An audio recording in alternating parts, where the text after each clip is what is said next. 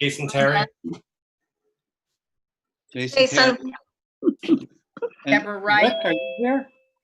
I am here. Okay. High school. Oh, yeah, sorry. Molly, Deborah Wright. Brenda. Brenda. Okay. Are you covering for Deb tonight, Molly? Or is Deb here? I think Deb is here. I can't see her. I'm but I here know for the her. high school. Yes. Oh, yes. I'm here. Okay. Disembodied voice. Deb. I'm here for the high school also as a non-voter. Okay. All right. I was checking my voting roll. I am going to need help from you, Lynn, because I cannot scroll all of the attendees. So if I miss someone, I need you to let me know about that. It's 6:31. So I'm going to call the Union High School. I'm going to call the Wyndham Northeast Union Board to order. And adjustments to the agenda. Lynn, do you have adjustments? Have the agenda. Okay. I am going to make a couple of adjustments. One is we're going to take a statement from Christy Jackson, who I hope is here. Are you, Christy? Yes. Okay, great. And we will then get started on our meeting. The other two adjustments is we will go into executive session for discussion of business office legal matter. It will be an update. And the other item is that we are, because we have quite a crowd here, and I'm sure that people will have lots to say. I want to do communication and public comment when we get to the end of our regular agenda, so that we're able to get through this agenda as quickly as we can, and then still have time to hear what people have to say. And I am, as we work our way down this agenda, going to be looking for items that we can throw overboard. If we are ready, I would like to have a motion, please, on the minutes.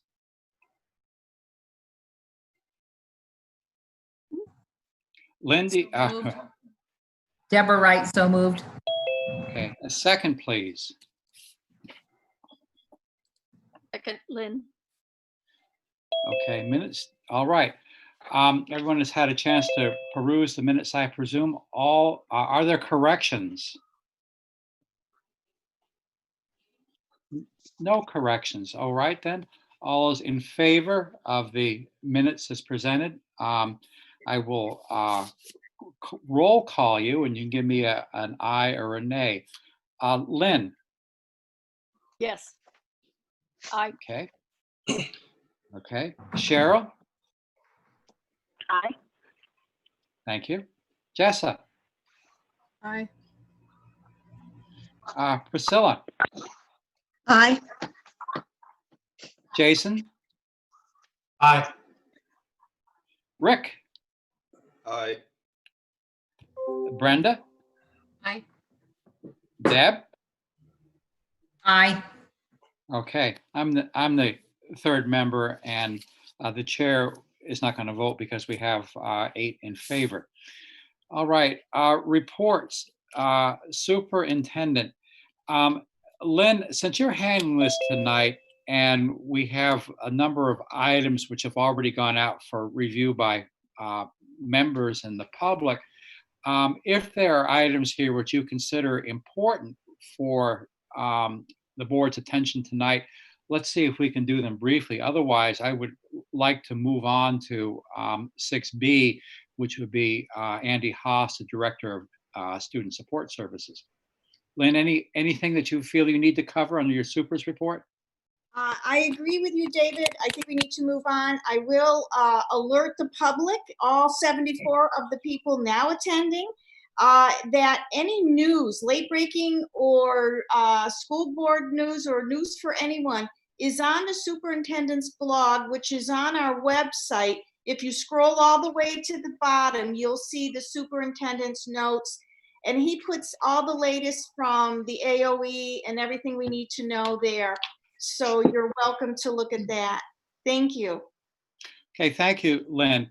David, And- David, yes, Priscilla. I would like a brief update on the audit. Lynn, are you prepared to update us on the audit? No, I can go to the webpage after Andy's meeting and discuss what's going on. I can get that information for you. That's already published, but I'll pull it off the website. Because this is for last year. This is for 1920, and we really need this information out there for the public to be able to look at, especially since we've paid somewhere between $150,000 and $200,000 for these audits. So it's getting kind of the point that we really need the information given. Priscilla, just as Thank you. a point of clarification, I believe you're referring to actually the 18-19 audit, since we're still in 1920. 1819, yes, Okay. last year's. All Thank right. you, David. And we have had some ongoing discussion about progress on the audit. I'm aware that there have been billings. Obviously, you are as well, Priscilla. And Lynn, that is something that I think we're going to need to address, probably under the superintendent's notes, because it's critically important that we have a understanding of where we are financially. Andy, are you ready? Andy Haas? Yeah, sorry, I was If muted. you would David. do me a So- favor, Andy? There you go. All right, Andy, thank you. you're up. So thank you. I provided the board with a write-up, and I'm not going to read the whole thing, and because there is quite a large agenda, but I'll try and go through it briefly and talk about some of the bigger points, and then see if I can answer any questions, or if there are questions, I can follow them up in email in response. But sorry, David. Andy, I want to stop you just for a moment, Yeah. because after making an adjustment and explaining to the board that I would be recognizing Christy Jackson to make a statement, I want to ask Christy, and this was not intentional rudeness on the part of the chair, it's just a crowd tonight, if you would like to make that statement either now before Andy speaks or after Andy is done. What's your preference? I don't want to cut off Andy. He just started. That's fine. Oh, it's perfectly fine. I don't mind. So, Okay. Thank you. My husband's downstairs trying to wrangle an 18-month-old all by himself. So I will go. Thank you. Thank you, Christy. So yes, thank you, David, Mr. Clark, for being flexible. So this is on behalf of the association. For the sake of students' health, safety, and well-being, we, the members of the Wyndham Northeast Education Association, implore you, the WNESU board, to rescind the dangerous plan to lay off 36 paraeducators effective June 30th. These layoffs would represent a more than 40% reduction in paraeducator staff across our SU. The education professionals who would lose their jobs work tirelessly with students, many of whom have special needs, to support their learning, care for their physical and emotional well-being, and to ensure their success. As board members are no doubt aware, we're in the middle of a global pandemic that has already claimed the lives of 54 Vermonters. Social distancing guidelines have successfully mitigated the number of COVID cases in Vermont. As we begin to open our economy, public health officials are warning that the pandemic is far from over and are likely to see subsequent waves in the coming fall and winter that could be worse than what we've seen thus far. We also know from recent medical evidence that children are in fact susceptible to the virus. While they can be asymptomatic, they can be carriers. They may develop a deadly complication called multi-system inflammatory syndrome that has already been identified in half of our states. Frankly, this planned layoff of dozens of our fellow educators and community members is dangerous. In the middle of a pandemic, How can we even contemplate cutting corners on health and safety of the children we are entrusted to teach and also nurture? When schools reopen, a normal school day will look very different than it did pre-pandemic. The new CDC guidelines call for safe reopening to include reduced class sizes, staggered scheduling, supervised hand washing for younger children, less frequent room changes. Yes. Oh no, I can't. As public on officials, you here. have a responsibility to put the health I and don't get safety of your it.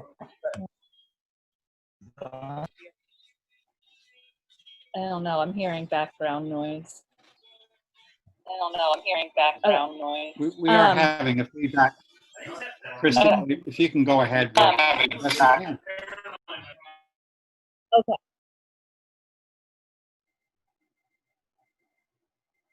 Oh, are we good? Christy, if there's more to your statement, let's see Are if we we there? can do it. Are we done? Okay. No, I'm sorry, it cut out. I can't. Let me buy. Christy, Okay. we can hear you, I If you move believe. forward with these layoffs.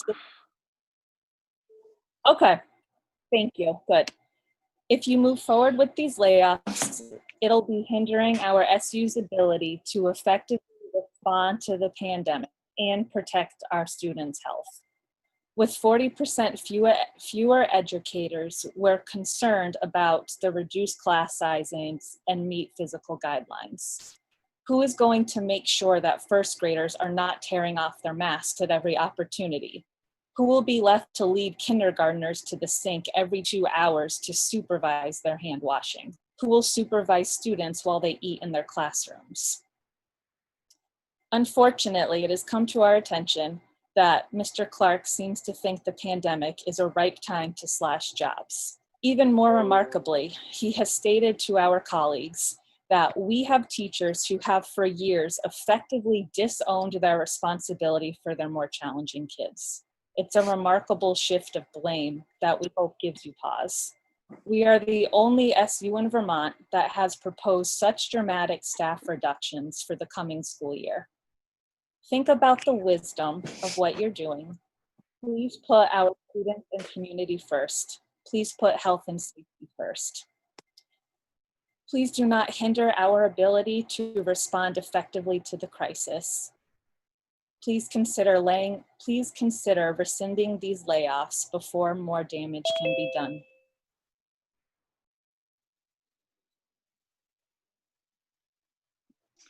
Christy, is that the extent of your statement? Yes, it is. Thank you. Do you have that in writing that you could forward to the WNESU office so it can be distributed to board members? If you would do that, send it either to Chris or to Lynn or to Sue Stack. And I think that we need to have that. Thank you for your time and thank you for your forbearance here as well. Okay. Yes. Andy, are you ready? David, can I ask one question? David, Yes, can I ask a question? Yes, Priscilla. I, for one board member, I know that I was not notified. Chairman, this is not an item that is on the agenda, and I don't think it's appropriate under the open meeting law for any discussion on it. If we want to.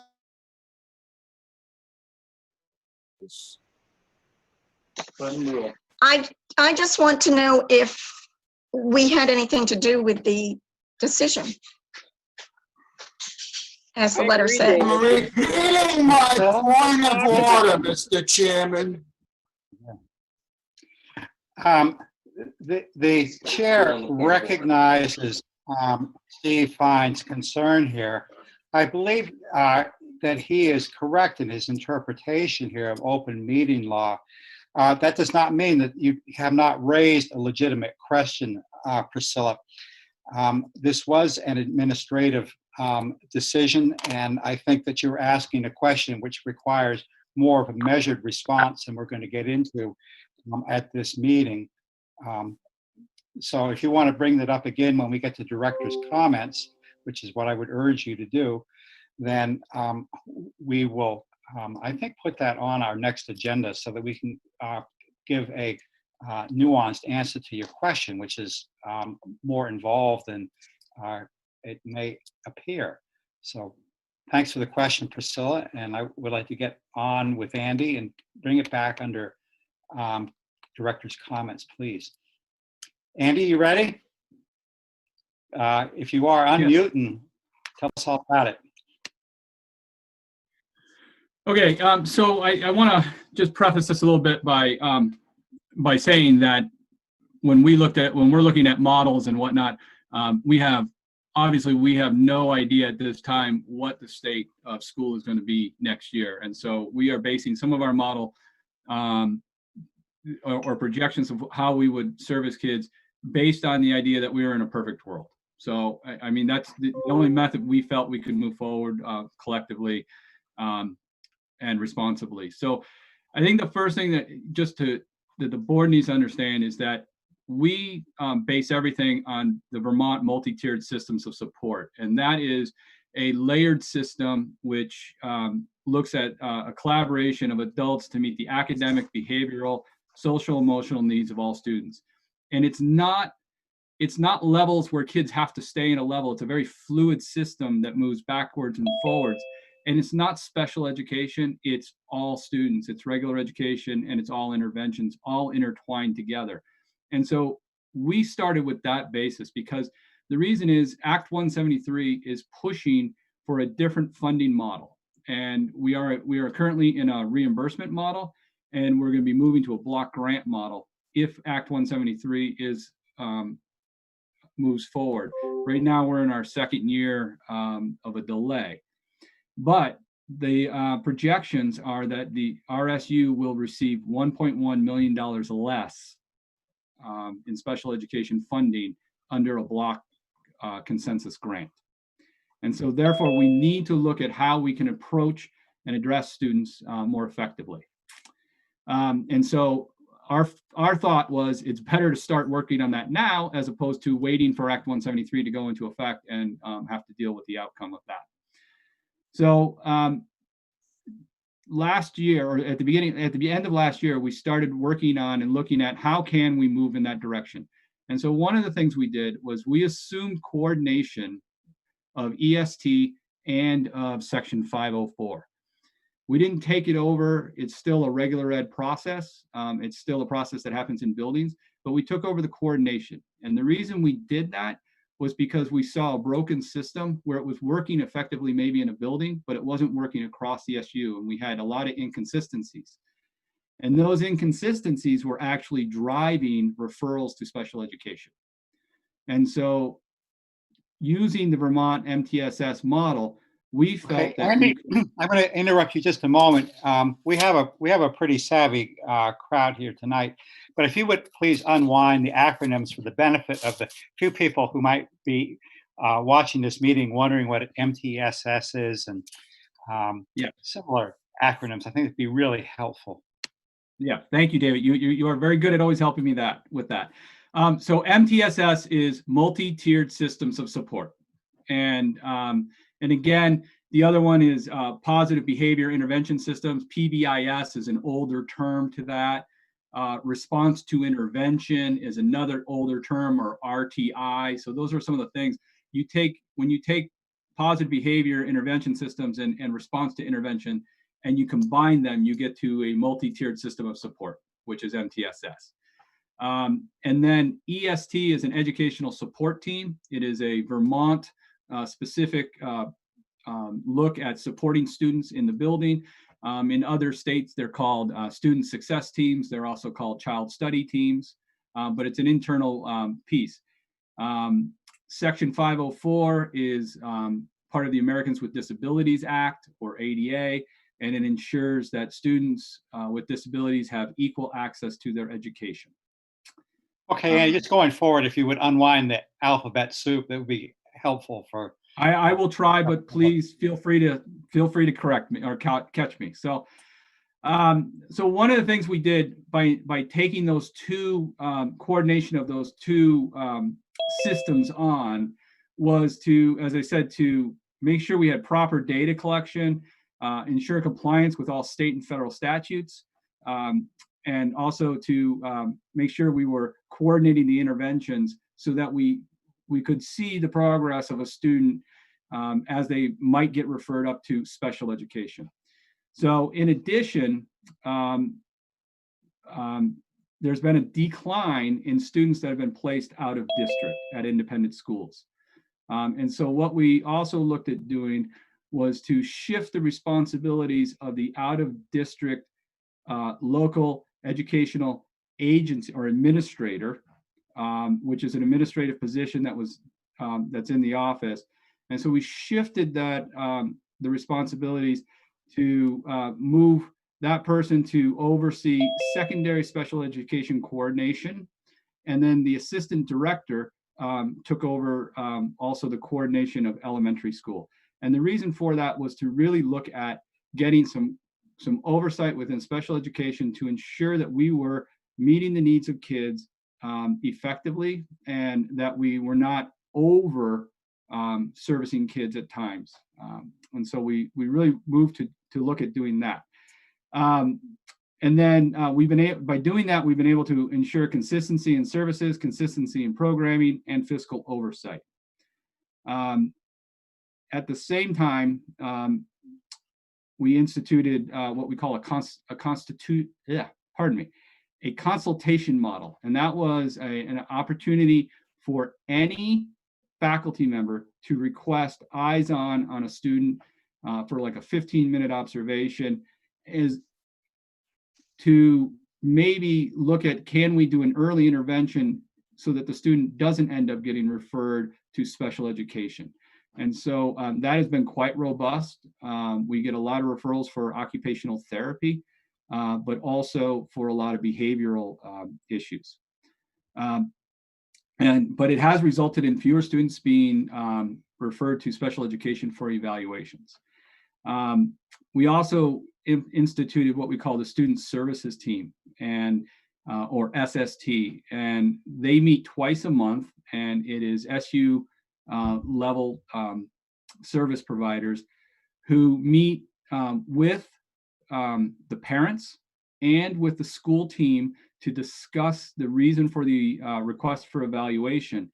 And we have a very robust conversation with the parents and with the team, and decisions are made if we're going to move forward with an evaluation under special education. Are we going to move forward with an evaluation under regular education, or are we not going to move forward with an evaluation at all?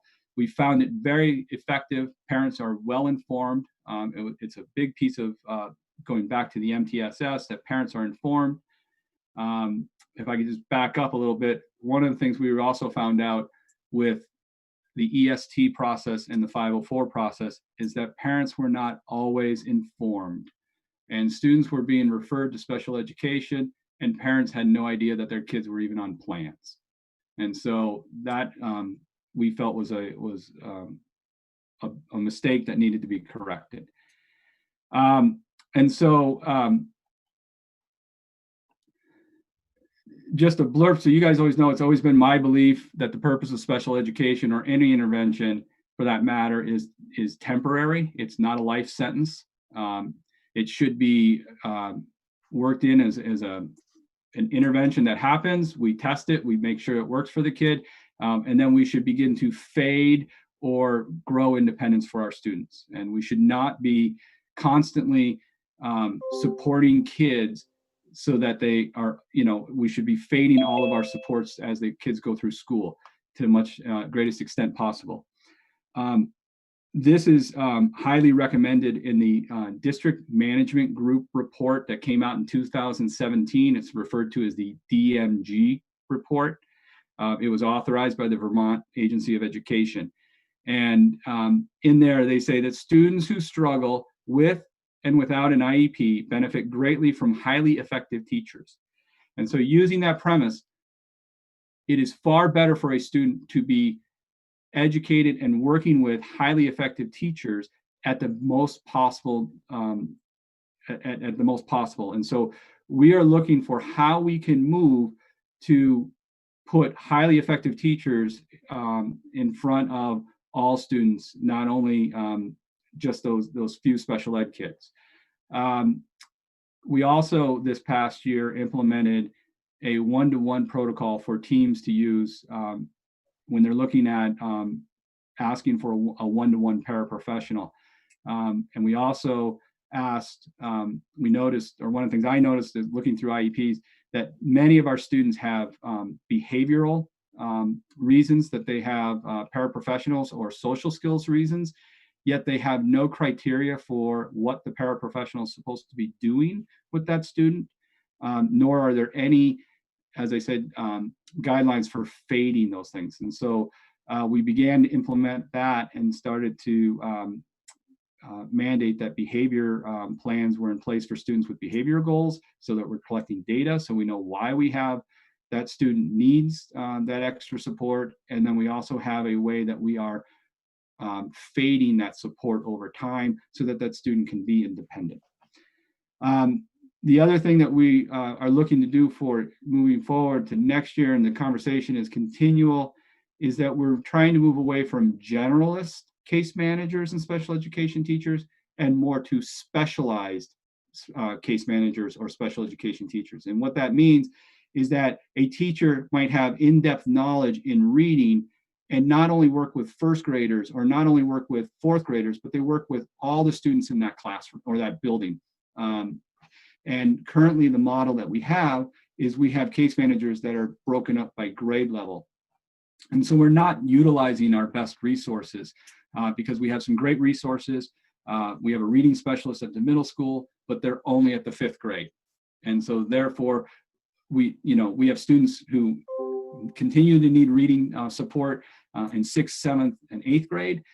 The teachers there do a very good job, but utilizing the expertise of a person, it would be more beneficial to have that person working with all students that need that support. The other piece, and I provided it to you guys, was Dr. Payne's review, where she noted that we have a high percentage of students diagnosed with neurodevelopmental disorders and emotional disturbances. And many of those students that are referred to special education are due to behavioral issues that general education teachers are feeling that they're not able to support. And so one of the ways we're looking to address that for next year is to utilize our monies from our IDEA-B and our IDEA-C grants, and that is the Individuals with Disabilities Education Act, and that's a federal, and that's a grant that we receive. And so we're looking to use those monies to bring on a board certified behavior analyst, or a BCBA, who can work with all students. And that person would look to providing training and intervention for staff with working with kids, developing behavior plans based on functional behavior analysis. Additionally, we are looking to bring on an additional school psychologist. Currently, right now, Dr. Payne is doing about 125 evaluations a year.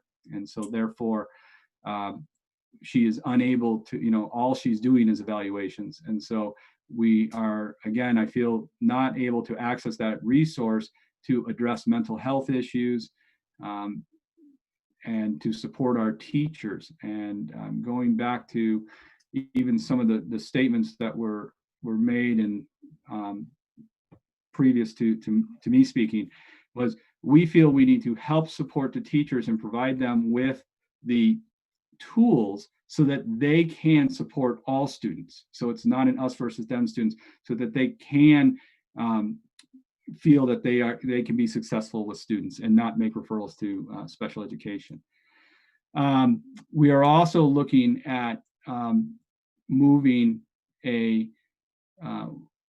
a teaching position from the high school, a case management position. We were able to, we had a staff member who's leaving us, and we're able to reallocate that resource down to the elementary school, specifically at Central, so that we can work towards that model of providing more specialized instruction with those students. So we're trying to bring more resources back down to the elementary school so we can do early intervention, so that we can work on building that independence and fade our resources as they go. One of the things that currently happens is that resources kind of blossom as kids move up from the elementary schools into the middle school, because there are regular ed paras in the elementary school classrooms. And as those students move up, the suggestion is, well, they're going to need to continue to have para support. And so there is a belief system out there that adding para support through special education is a windfall, because we get the reimbursement. And so therefore there's a push, and I noticed it coming in when I first came in. I've heard principals mention it, I've heard teachers mention it, and saying, well, if this kid goes into special education, then you'll pay for the para and we won't have to pay for the para. And again, going back to the Act 173, is that we are going to be receiving less money, and so we need to find ways to support kids, not through special education, but through everybody. And then the last thing I just want to point out is that if, as an SU, we don't fully embrace the Vermont multi-tiered systems of support and implement it with fidelity, then all student services can do is react to meet the needs of students. Because if students cannot be, if their needs, that's the whole purpose of special education. If a student's needs cannot be met in general education, then it's our responsibility to ensure them a free and appropriate education, or FAPE. And so therefore, we have to look at what do we need to layer on top. So if we can build that capacity, then we can look to provide those services in the general education classroom. It's going to take multiple years. We can't simply just write kids out, write services out of IEPs. We need to spend the time to look forward to how are we going to make these shifts, finding the right people. And it will be a difficult task to look at it.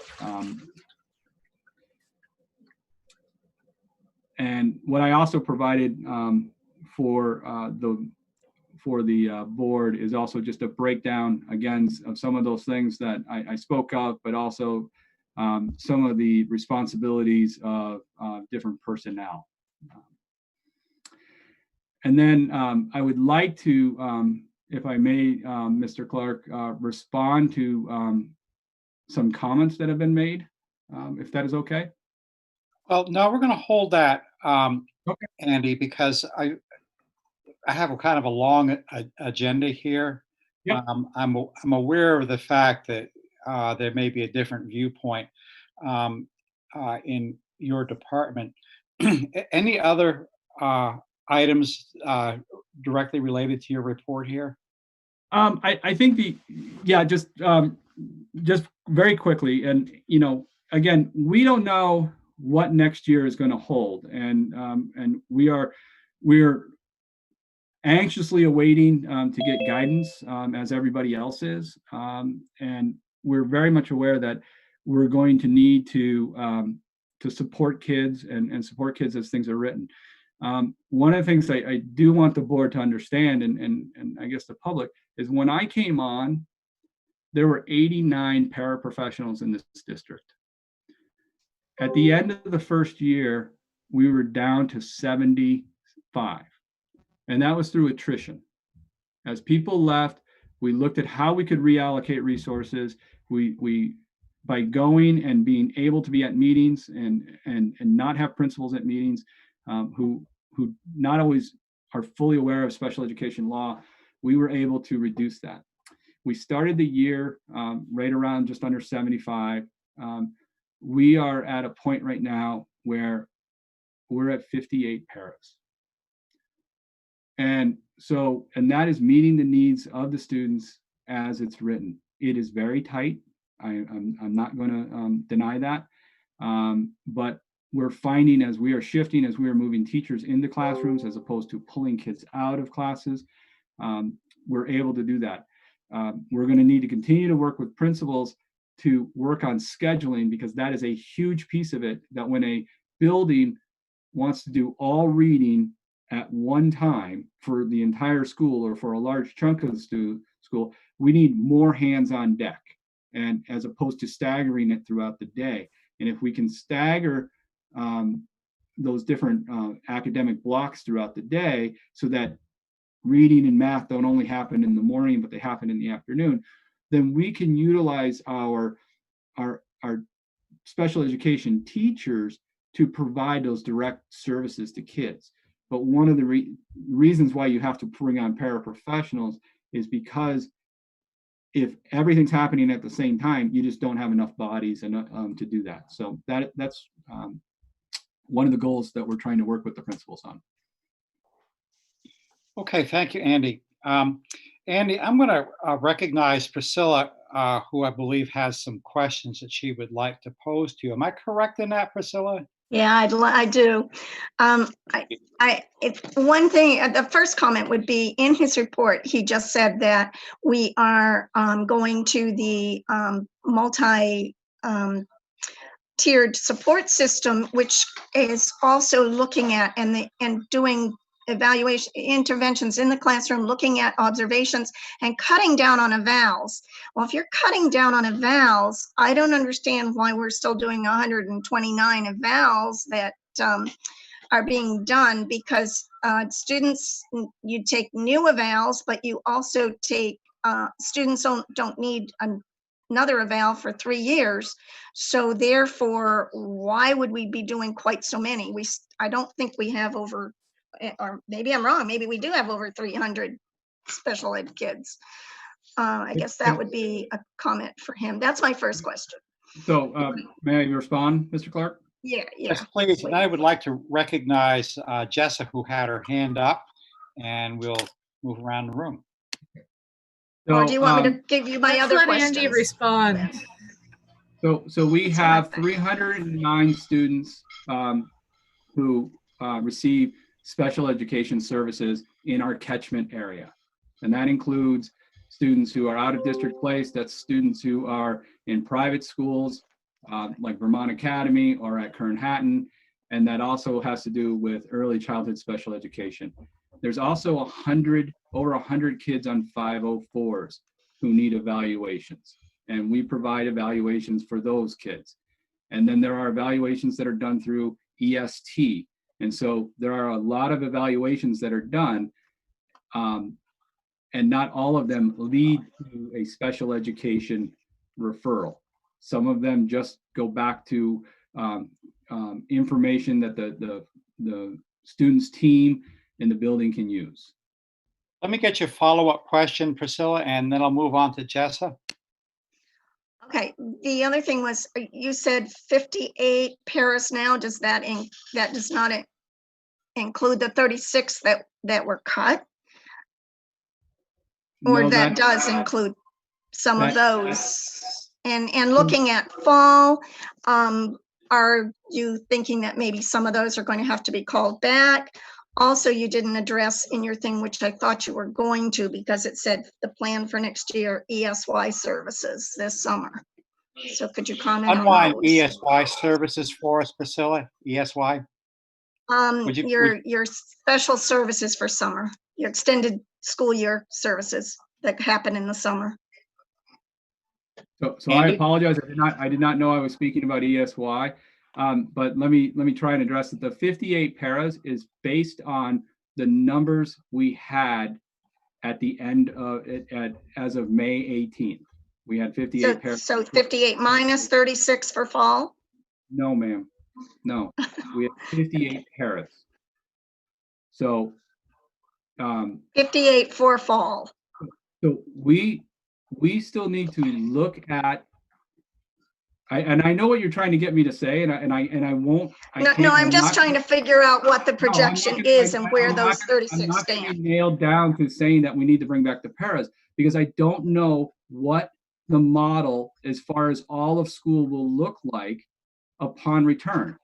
If we stay in remote learning, I don't even know if I need all the paras I currently have, because we're only in a half a day mode. So I can't speak to, do I need all my paras? Do I need the paras back? Because I don't know. If we're in a staggered start, if we're in a, if we're going to have to look at, the space out of 10 kids to a classroom, there's potential that we'll need more than the 58 paras. I acknowledge that, but I don't know. And if I plan for one thing, and then all of a sudden the governor tells us we're doing something else, I'd be in a situation where I'd be having to swing but one way or the other at this point. And so we're still trying to get that understanding of what is it going to look like to open the building and be able to provide that. Again, by moving the case manager down to the elementary school, we feel that we can effectively provide more services with a teacher than we can with a paraprofessional at that school. So we're still trying to figure out the numbers and where we're going to be, but we don't know. I think what the board needs to also understand is that all of the paras are all under one collective bargaining unit. And so many of the paras that were let go, as you know, were the last in or the first out. And necessarily those people were hired by special education or student services. But that doesn't mean that a para who's been with us for many years, who was working in regular education, we would then utilize that resource then in special education. So that's a piece that we're still trying to work out and denote where we're going to do that. As far as ESY, we have made the decision based on the current information that we have from the state that we cannot safely provide in-person. It's extended school year is what ESY means, and it is only for those students who we feel or are showing that they are going to have regression over the summer. And so there's been a lot of meetings on it, and we're not allowed to take the time right now, the COVID time, because all kids are regressing.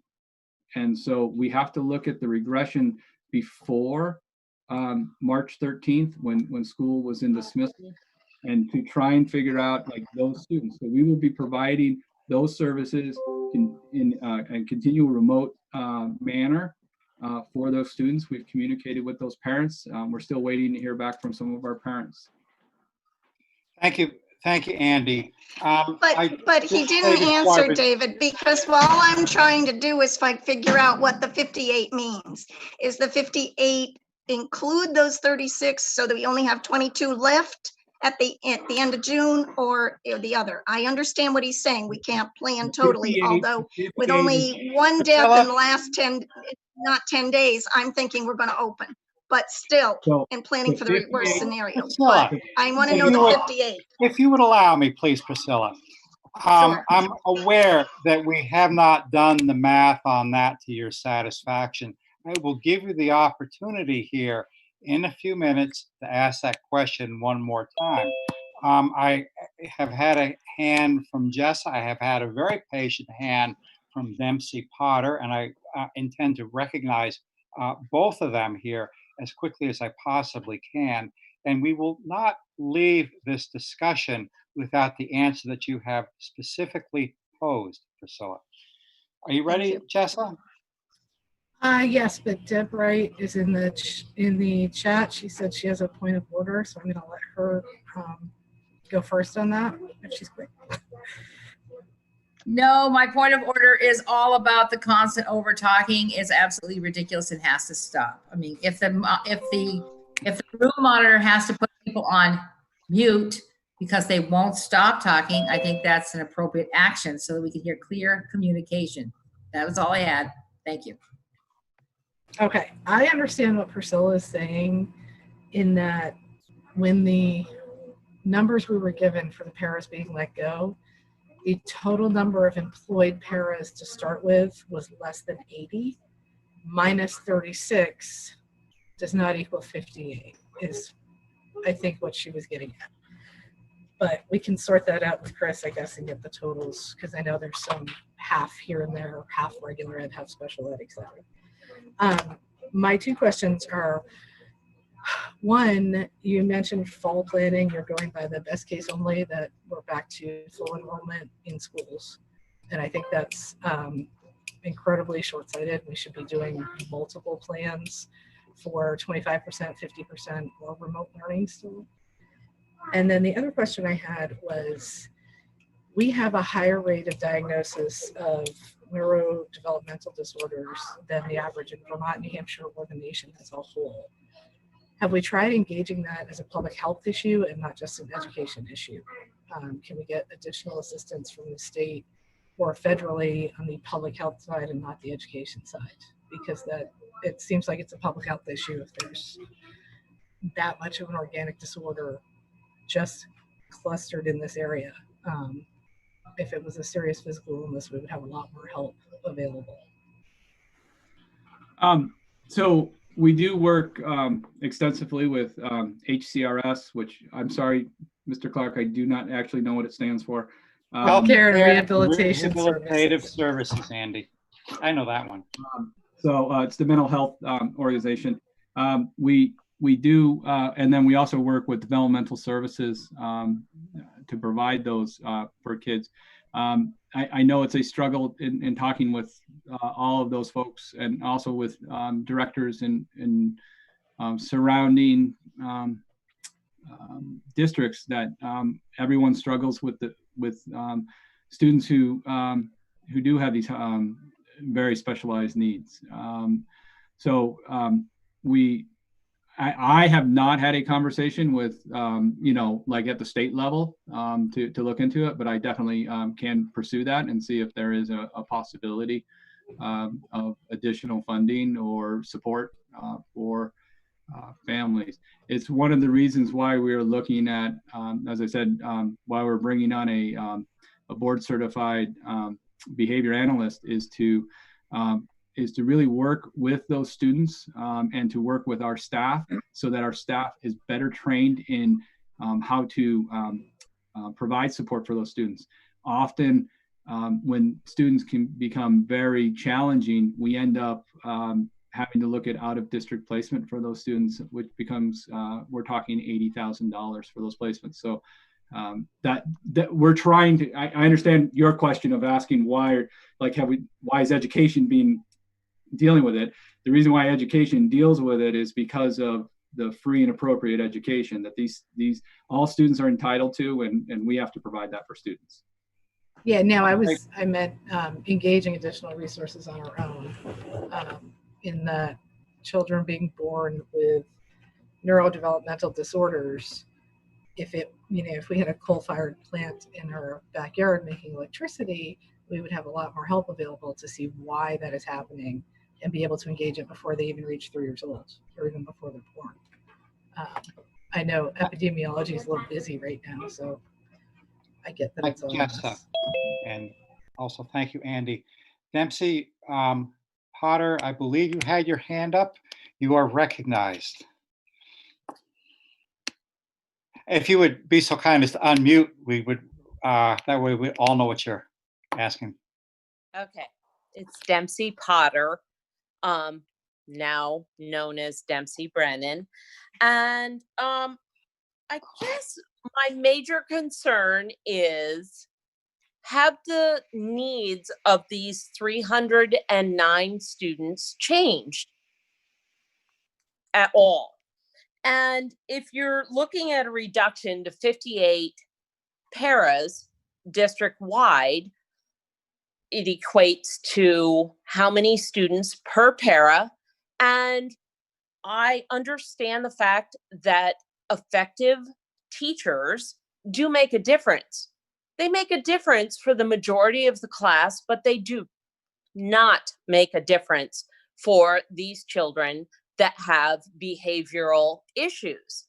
And if we're looking at more than 2 or 3 students per para, what is the effectiveness going to be with reducing the staff of paras and the needs of these 309 students? That's your question, So- Dempsey? We've got your question in its entirety. Okay, Andy, I'm watching the time. We're at 7:21 and we've been on this discussion since a little bit before 7.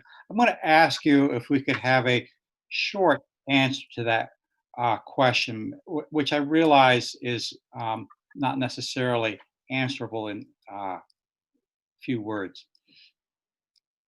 So I think I can maybe try and address it with when I talk about 58 paras, that is how many paras we have employed currently under student services at the different buildings. So the additional paras on top of that would be regular education paras. So that is the looking at what are the needs of students, we have approximately 40 students who need one-to-one support. And so therefore, that will take up a large majority of that is the largest majority of our paraprofessional staff. And so we are looking at how can we utilize the resources that we have, and are we going to need to look at bringing some of the paraprofessionals back to meet the needs of kids. We are looking, just to respond to Jessa earlier, we are looking at all the different models and the pieces. But as I mentioned earlier when I was speaking, I can only react to what the buildings are doing. So once I know what the buildings are doing, then I can start really planning. I have contingency plans for how I would work on different things. But to lay it all out here, I might have 15, 20 plans. Okay, thank you, Andy. And Dempsey, I realize that that was an incomplete answer to your question. And what I'm going to ask you to do is reduce that question in writing and send it to me, david.clark@wnesu.com, and copy Andy, and please copy Chris Pratt. And we'll see if we can get you a more substantive response. I have to take note of the fact that in some cases that politics is somewhat intertwined here with pedagogy. And I'm trying to be respectful of the fact that it is all important to varying degrees. And you've posed certainly a reasonable question, Dempsey, which we'll try and get you an accurate answer to. So thank you for asking that. And Lynn, you need to help me here because I have limited access to screens. Do I have other members, particularly of the board, who I haven't heard from that want to ask Andy any questions? We got about 5 or 6 minutes left before I would like to move on in this agenda. I'm looking through and I don't see any questions from anyone, particularly board members. I haven't seen anything. Then I'm going to recognize Priscilla to ask her math question one more time. If we don't get a definitive answer now, Priscilla, I would also like you to write it to me and we'll get you that response. Okay. Sorry, Andy. My question is simply, I'm trying to determine how many we still have on board, how many of the paras for fall, because you gave us several different numbers and it's confusing to me. You talked about 89 and we were down to 75, but then there was in the paper something about 80 something, and now you're saying we have 58. Do we have 58 still scheduled for fall, or do we take those 36 rift ones out, which leaves us only 22? So my numbers are student support staff. My numbers do not reflect those regular ed paras, such as the in-school suspension para at the high school. So I'm talking about people who are employed by me, okay, currently. So of all the paras, my understanding is there is about 47 out of that whole, after the RIFs, there's 47, 48 paraprofessionals who are employed for next year. So my 58 doesn't reflect that number. My 58 reflects who we currently have employed. So of those 47, 48 paras, and I apologize, I could do the quick math. We are looking at how we would reallocate those folks to meet the needs of our students. And yes, we may need to ask Mr. Pratt to bring back some additional paraprofessionals to meet the needs of our students. Thank you very much. Okay. And thank you, Andy. Hold on a minute, please. I did have a hand before. I think it was from Rick Holloway. Rick, did you have a hand up? Was it Peter Hamill? No, I had my hand up, but it's okay. I think he explained. I just wanted to reiterate what's been repeated a number of times is that there's two different pools of eras that are being discussed, and that's what's making the numbers confusing for people. There's those two different pools. Molly Bannock. David, there's been a question asked that I think is kind of important that we try to get these answers out on the WNSU site or something. Several people have asked, they can't hear the response from the questions because you asked Andy to send them to you. So hoping that you can get that on the website somewhere where everybody can see the answers that he's got. Yes, Molly. Thank you. Intend to do that. I would like to move on to new business for discussion and action. We've got a couple items here I think we can get through fairly quickly. And I am anticipating that we may spend some time with communication and public comment. The first item here is authorize supervisory union to apply for, receive, administer, and distribute grants. This is a boilerplate motion that we make every time at this time every year. And I believe this is primarily federal. There may be some state money involved here. Lynn, can you give us just the quick overview of what it is, and then we'll get a motion. Sure. Some of the grants we have, most of them are federal grants, IDAB, Consolidated Federal Grants, Title I, Title II, Title IV. We also have grants from food, from the Agricultural Agency of Agriculture, Food Connects.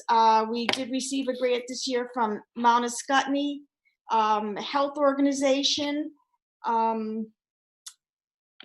So we also get a tobacco prevention grant. We have a student substance abuse grant from the Department of Health, and and a homeless grant, which is a McKinney-Vento grant that helps us with supporting our homeless families in the district. We have roughly, this year we had about 53 students who experienced homeless in our district. So those are the ones. Thank you. Got it, Lynn. Deb, would you be willing to make a motion to authorize the supervisory union to apply for, receive, administer, and distribute grants? Sure. Okay. Let's see. Okay, so I move that we authorize the supervisory union to apply for, receive, administer, and distribute grants. Can I have a second, Rick?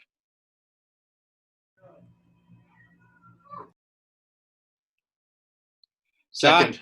Thank you. Okay, we have a motion and a second to authorize the supervisory union to apply for, receive, administer, and distribute grants. Is there discussion under the motion?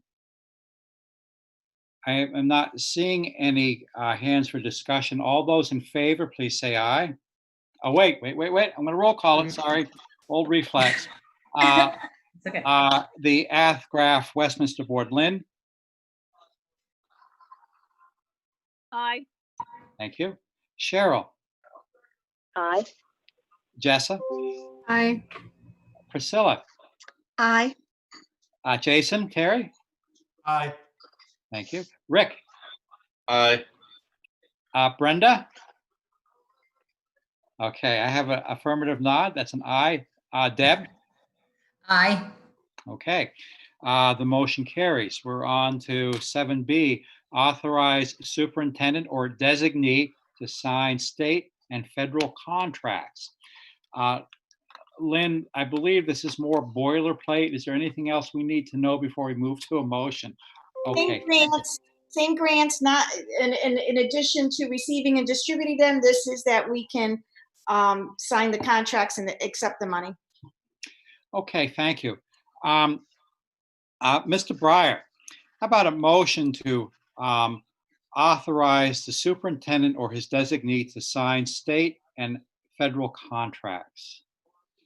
I move that we authorize the superintendent or his designee to sign state and federal contracts. Is that, I believe, the language? Yes, sir. Thank you. Priscilla, would you be willing to second that? For a second. Thank you. Discussion under the motion? I'm not aware of any discussion. All those in favor, I will roll call you. Deb? Aye. Brenda? That's an aye. Rick? Holloway? Yep. Okay. Jason? Aye. Priscilla? Aye. Jessa? Aye. Cheryl? Aye. And Lynn? Aye. Thank you. Okay. Let's see. Authorize superintendent to sign supervisory union staff and professional service contracts. Is there a brief overview on this, Lynn? It appears straightforward. Okay. I would like to entertain a motion. Cheryl, are you willing to make a motion to authorize the superintendent to sign supervisory union staff and professional service contracts? So moved. Thank you. Okay.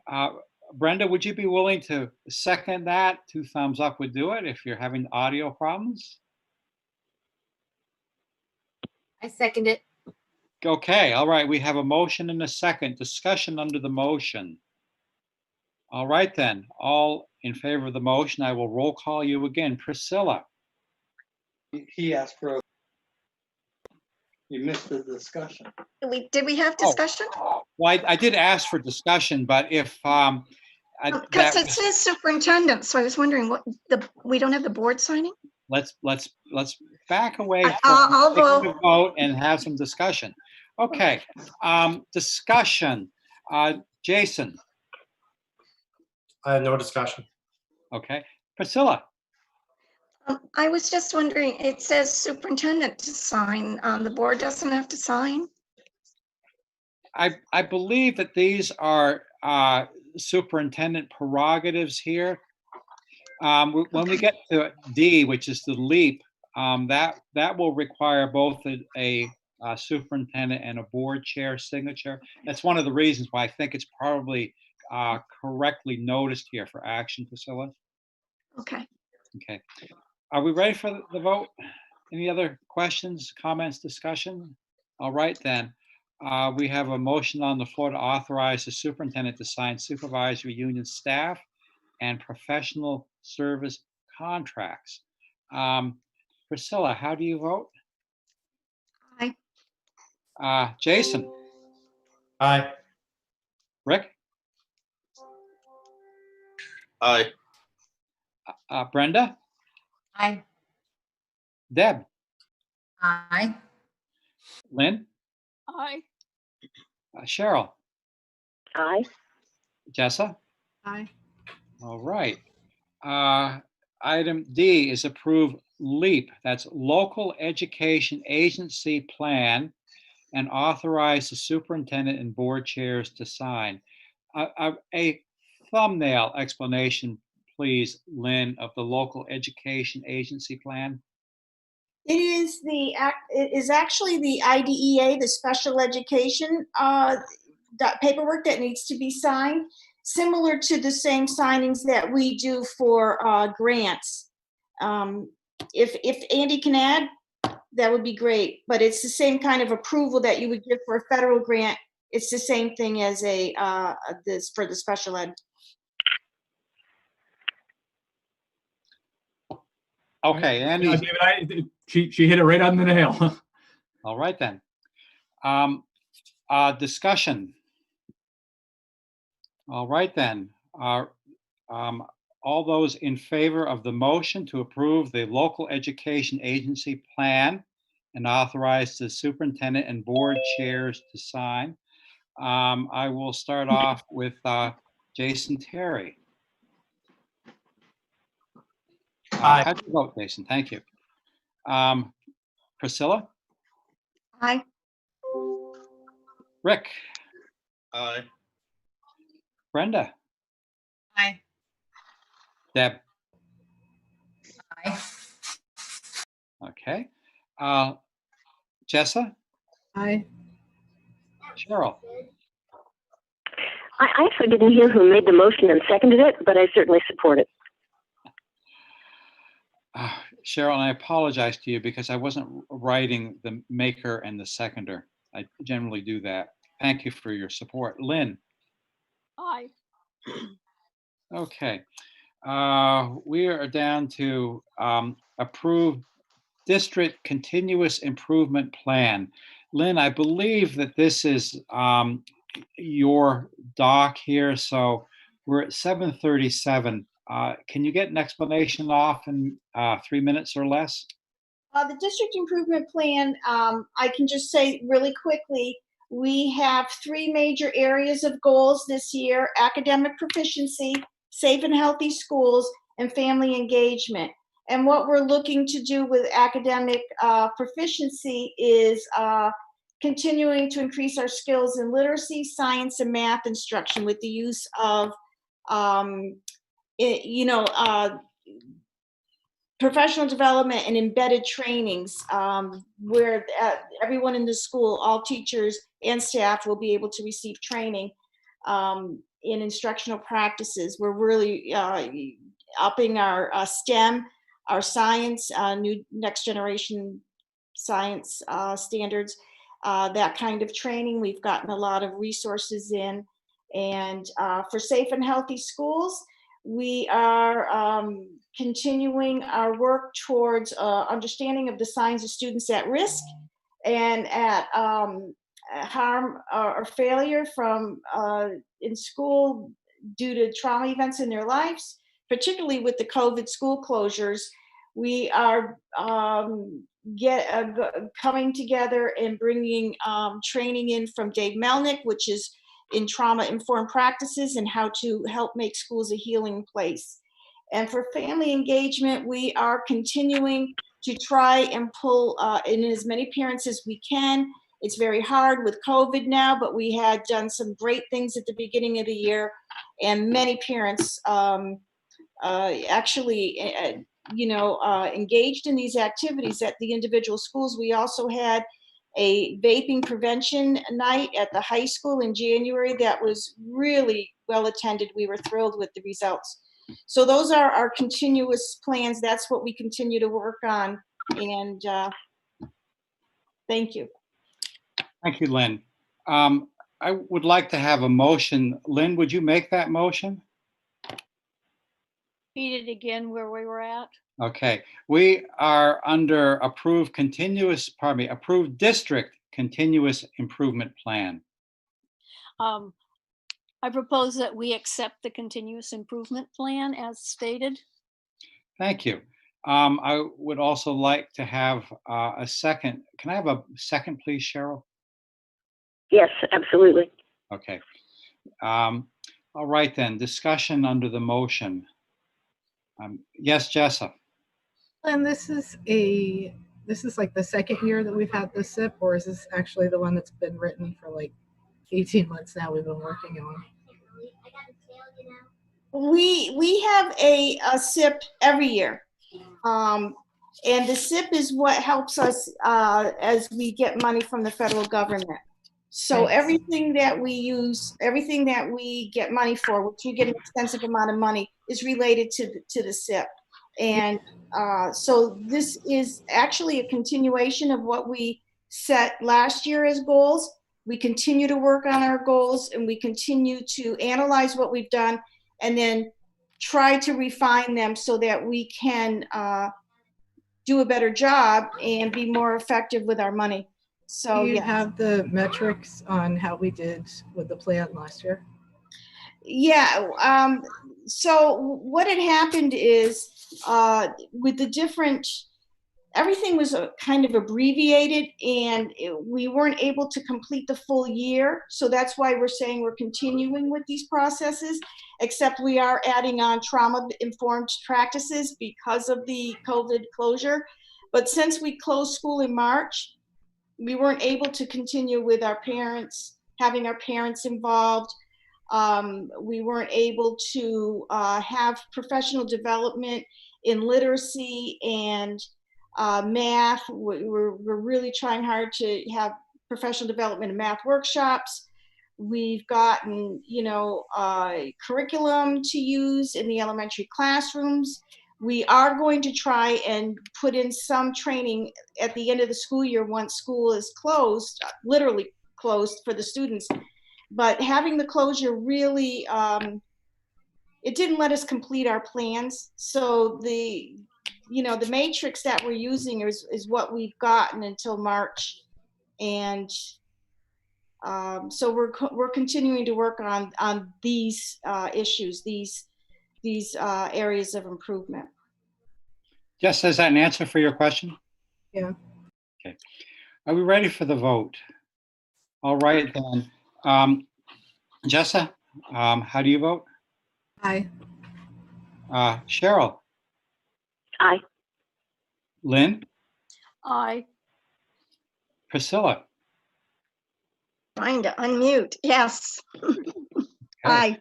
Aye. Jason Perry? Aye. Rick? Yes, sir. Brenda? Aye. Deb? Oh, aye. Okay, thank you. You've passed the district continuous improvement plan.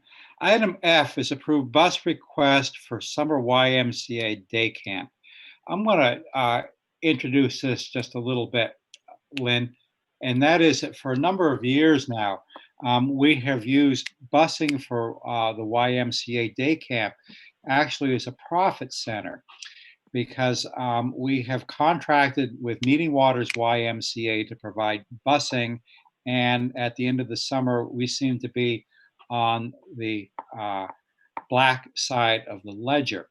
I'm uncertain what's going to happen this year, Lynn, so now I'm turning it over to you. As you know, based on all of the information coming into us now for ESY, extended school year, and summer school, we are not, at this point in time, not having summer school. However, Susan Fortier is here from the YMCA, and she would like a chance to speak to the WISE program. So I would like to ask you, David, to acknowledge her. Well, Susan, you are recognized and encouraged to unmute. Great, thank you, everyone. So the good news is that we are planning to run our day camp this summer. We've been working very closely with the Department of Health and the American Camping Association and YMCA of the USA and the environmental health engineers to craft all of what is necessary for us to be able to run our summer program. And with that, we need transportation. We actually provide transportation from 9 different communities from Brattleboro on both sides of the river. And our numbers will be lower. We know that. We know that we're going to be working within the parameters that the state of Vermont has set, and feel that we can make the modifications necessary to provide us opportunity for our youth, and feel it's, this summer especially super important that young people have the opportunity to get back to something that they would consider a really important part of their summer. So we're requesting the use of the buses, and we've worked with the state health department again to determine what transportation will look like with regard to COVID-19. And we recognize that our numbers, the number of children that we can transport is going to be significantly smaller, and that there are going to be a lot of protocols and practices put in place with regard to health checks prior to getting on the bus, and the use of masks and all of the other necessary components.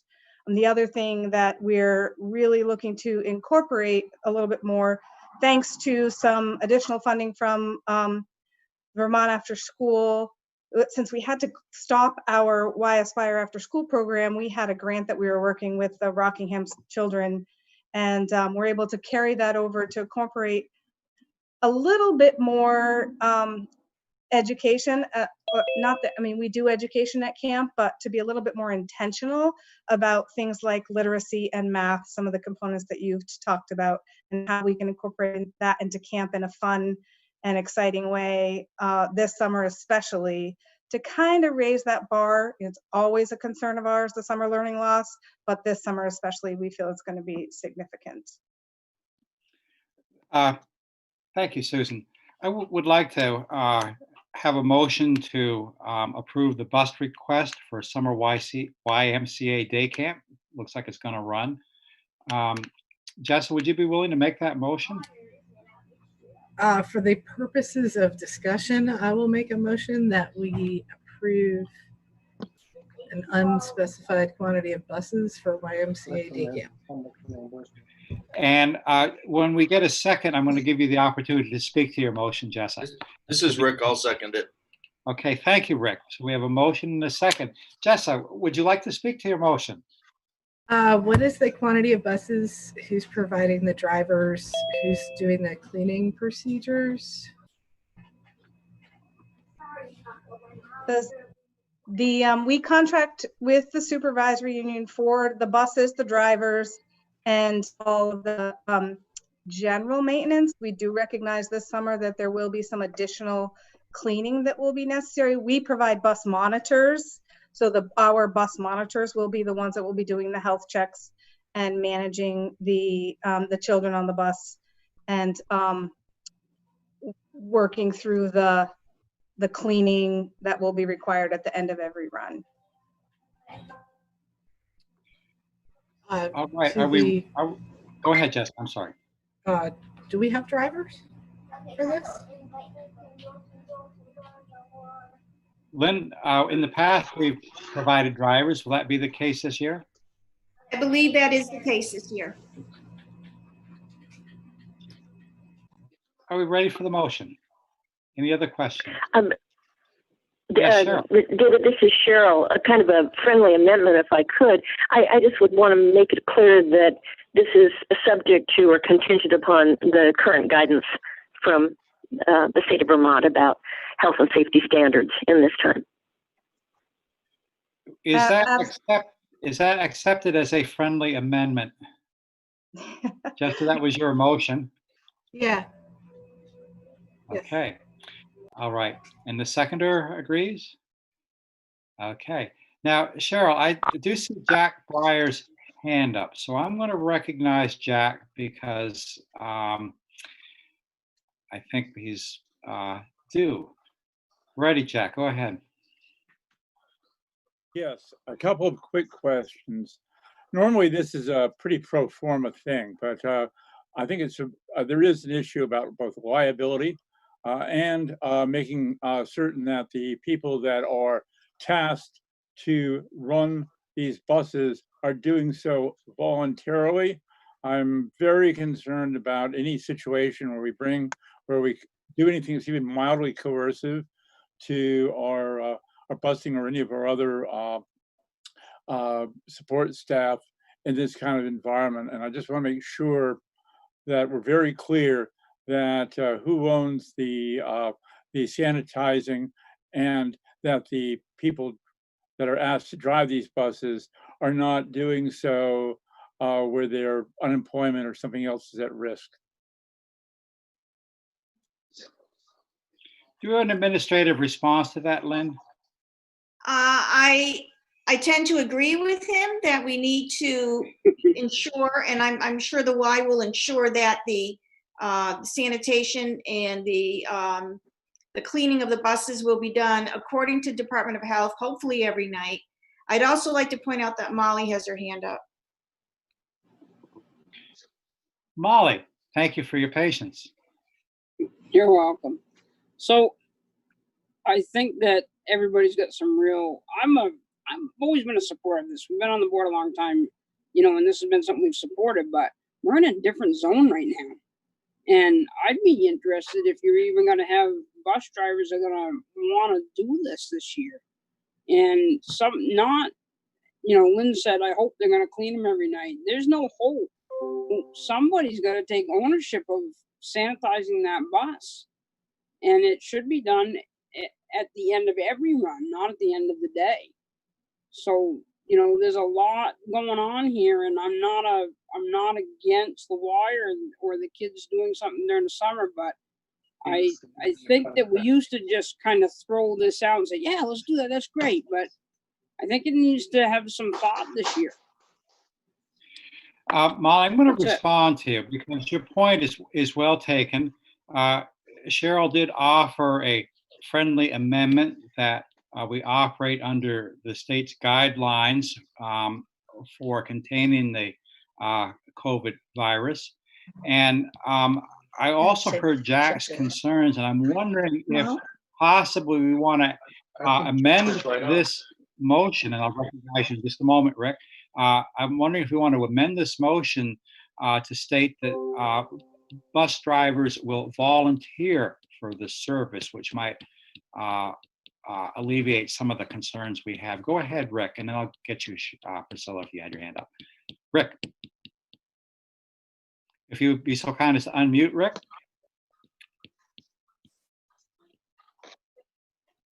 There. Okay. I muted myself instead of unmuting myself. In the past, hasn't there been some fees associated with this that we charge the Y? Yes, sir. It's been a profit center for us. Right. Are we not charging this year? I've not heard any discussion about what should be in the motion. Sorry. Okay.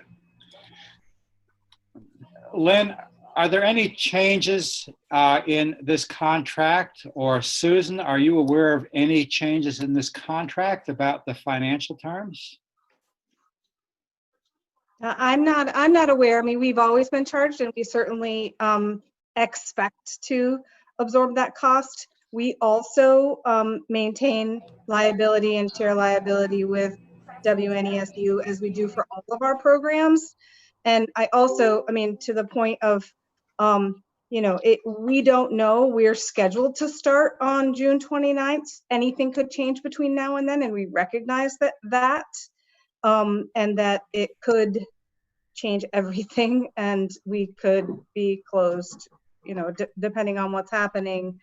As I said earlier, we're working very closely, and I am producing very clear guidelines that meet not just Vermont, because in all honesty, Vermont health guidance is minimal compared to what we're getting from the American Camping Association, and they produced an enormous document that is extremely helpful in all the practices that we're going to have to put in place. So we're committed to doing it as long as the state of Vermont allows it to happen. We're also working, of course, oops, can you hear me? We're also working, we are a licensed childcare program, so we're working very closely with the Department of Children and Families as well to make sure that we meet all of the guidelines. I had your hand, Jessica, but I wanted to check and see if you had raised a question, Priscilla. I just wanted to comment. Is it specified? Were you calling on me, or do you want me to wait? I believe you had your hand up. Did I misread that? Priscilla? No, I was gonna comment. I think the cleaning needs to be in the contract. And I think also that the bus driver is voluntary, as Jack said. I think those things need to be part of that May I contract. have an amendment, please, Priscilla? Okay. I would make sure as a friendly amendment that cleaning be in the contract following the busing of the children, and that the bus driver must be voluntary. That's partly second, because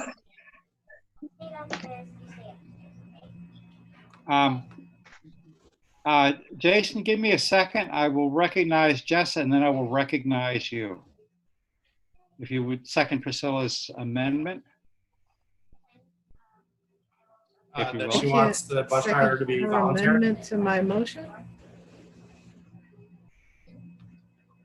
This would be an amendment, yes, Jessa. Unless you consider it a friendly amendment.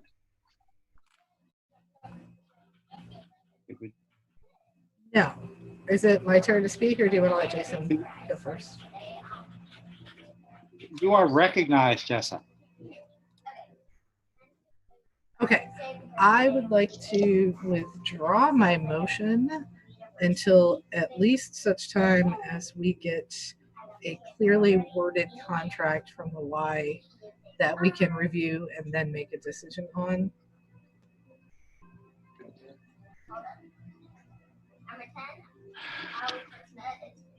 All right. And the seconder approves.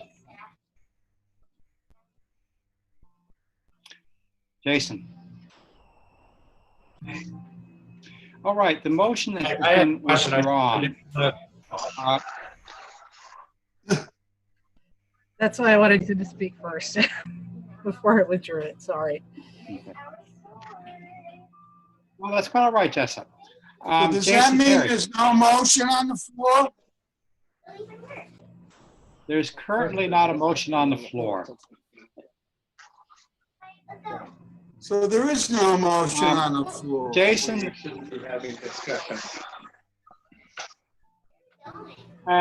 Yes, Steve, and if you would like to tell us what the implication of no longer having a motion on the floor is, that would be useful.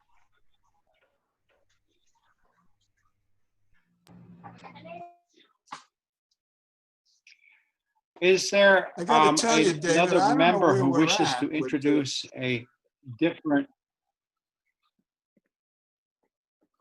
We currently have no motion on the floor.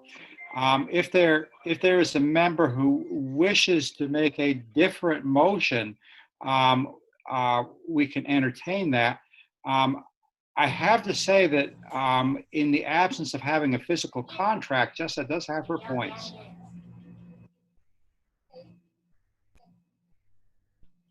All right, then. I have a sense that there is no desire to make another motion, and then we're going to move on to item 8, old business for discussion action, legal update, business office.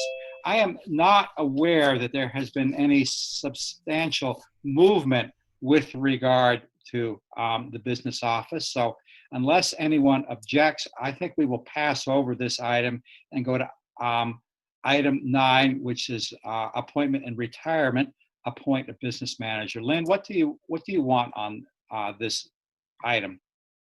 The school board members received 4 documents today discussing the new business managers, the potentially new business managers' resume and job description, why the title could be different from business manager to CFO, and there was another one. So that information the school board members have, and if they at this point feel that they have enough information to vote for this person's approval to approve his hire, we will get him signed, sealed, and delivered and hired. Can you provide a Lynn name, salary, and benefits, and I think we could get a motion on the floor for discussion. The potential employee has a name of James Breeze. That's how you say it. Spell it, please. His salary will be $102,000. And what was the other question? Benefit. Oh, benefits. He will. I'm understanding that he will be offered benefits. I do not know whether he'll take them or not. All right. So you would like a motion to employ James Brees as business manager CFO at a salary of $102,000 per year, plus the standard benefits, which we are not quite certain of, and that you would like the board to authorize the chair and the superintendent to sign. Is that correct? That is Is correct. that how you Thank would you. like your motion? Okay. Yes. And I would like to have that motion, and we'll get into discussion. Jack, can you make that motion? I'll be happy to make that motion. Okay. And do I have a second? Can you second, Lynn? Yes. I second. Okay, we are under discussion. Are there, go ahead, Lynn. And I will recognize Deb Wright when you're done. I didn't hear who you were I recommending. said, go ahead, Lynn, and I will recognize Deb Wright when you're done. Okay. Two things. One, on the information that Lynn sent out, the salary was $102,500. And then the question I had, he has his permanent address in Pennsylvania. Is he going to continue living there and doing some kind of a commute, or is he moving up here?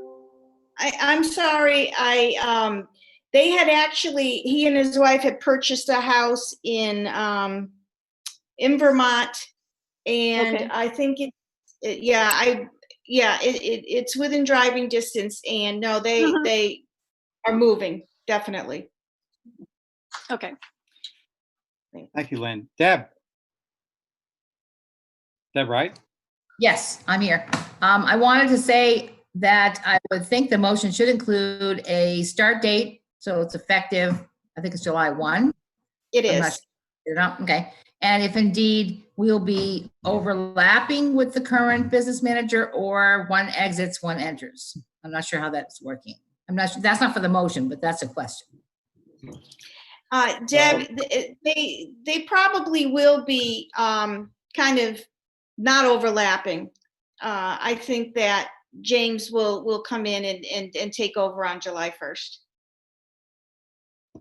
So I'd like to make a friendly amendment that that's included in the motion, July effective date or start date of July 1, 2020. That amendment is accepted.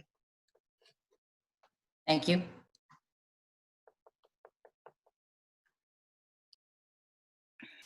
Cheryl, you're recognized.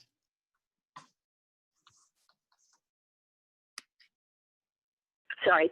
I know that the superintendent has worked on this for a long time. Lynn, you may have been involved as well. I had some concerns when I read the resume. I am looked at primarily as a consultant in various situations. I'm assuming based on what I read that the reports of his service, his competence, his capabilities are good. I did wonder about his experience with respect to the kind of unique business requirements of a school system and federal and local laws related to all of that. So I'm only saying that I have some concerns, but I also respect and fully appreciate the hard work that's gone into all of this. And I know that as much and as many challenges as we've had in the business office for the last while, that I don't believe anybody would make a recommendation lightly. So having just said, the resume doesn't show me everything I'd like to see, but I will support the recommendation of the superintendent and the assistant superintendent. All right. We now have a motion on James David? Breeze. Yes, Mr. Fine. I am sort of surprised at Priscilla's reticence here because I know that she's had a number of questions about this and some other things that relate to it. And I think, Priscilla, you ought to take the opportunity here to raise some of those issues. If you don't want to, you don't have to, but this may be the time. We're under discussion. The chair recognizes Priscilla Lambert. I'm surprised Stephen can't go ahead and raise some questions himself. Part of this is the question about overlapping. I thought that the current business manager was done at this point, but yeah, I had not seen a complete resume from Mr. Breeze's. I am concerned with the stuff that's going on in the business office. There has been so much that's going on that we haven't gotten answers to. And a lot of my questions are more the fact that we haven't gotten answers to some of those questions of what's going on. But yeah, he does not seem to have a lot as far as the school goes. He did work in administration of a graduate school. Does that give him qualifications in hours? So that would be a question. You know, we did not have any say in what was offered or anything to do with the finding of this person either, as far as I know. But so I think the board needs to do a little more oversight of what's going on as an ongoing thing. That's just a comment. Thank you, Priscilla. The chair is going to recognize Superintendent Pratt, who has just joined us. Chris? I was chimed in at the last minute in regards to the business manager position, is that he was hired based on his current experience that he has with going in and fixing problems. That is, he's got his, like I said, he has his master's in business administration. If anything, he's overqualified for the job. He's going to be able to do the roles of a CFO and a business manager. And Priscilla is correct. The board isn't involved in the hiring of a business manager because the business manager does not carry a Vermont certification or a teaching license, so they would not be part of that decision-making process. They won't be, the ED technically is done on June 30th. The new guy will start on July 1st. His house is in Killington, but he was chosen based on his experience of going into large companies and revamping it and bringing them to a place where it's full efficiency. He did not have experience in schools previously, but based on the experience he needed, I needed someone with his kind of background to take care of the business office in regards to the current state and the state that we've had it in all year. Thank you, Chris. Jason?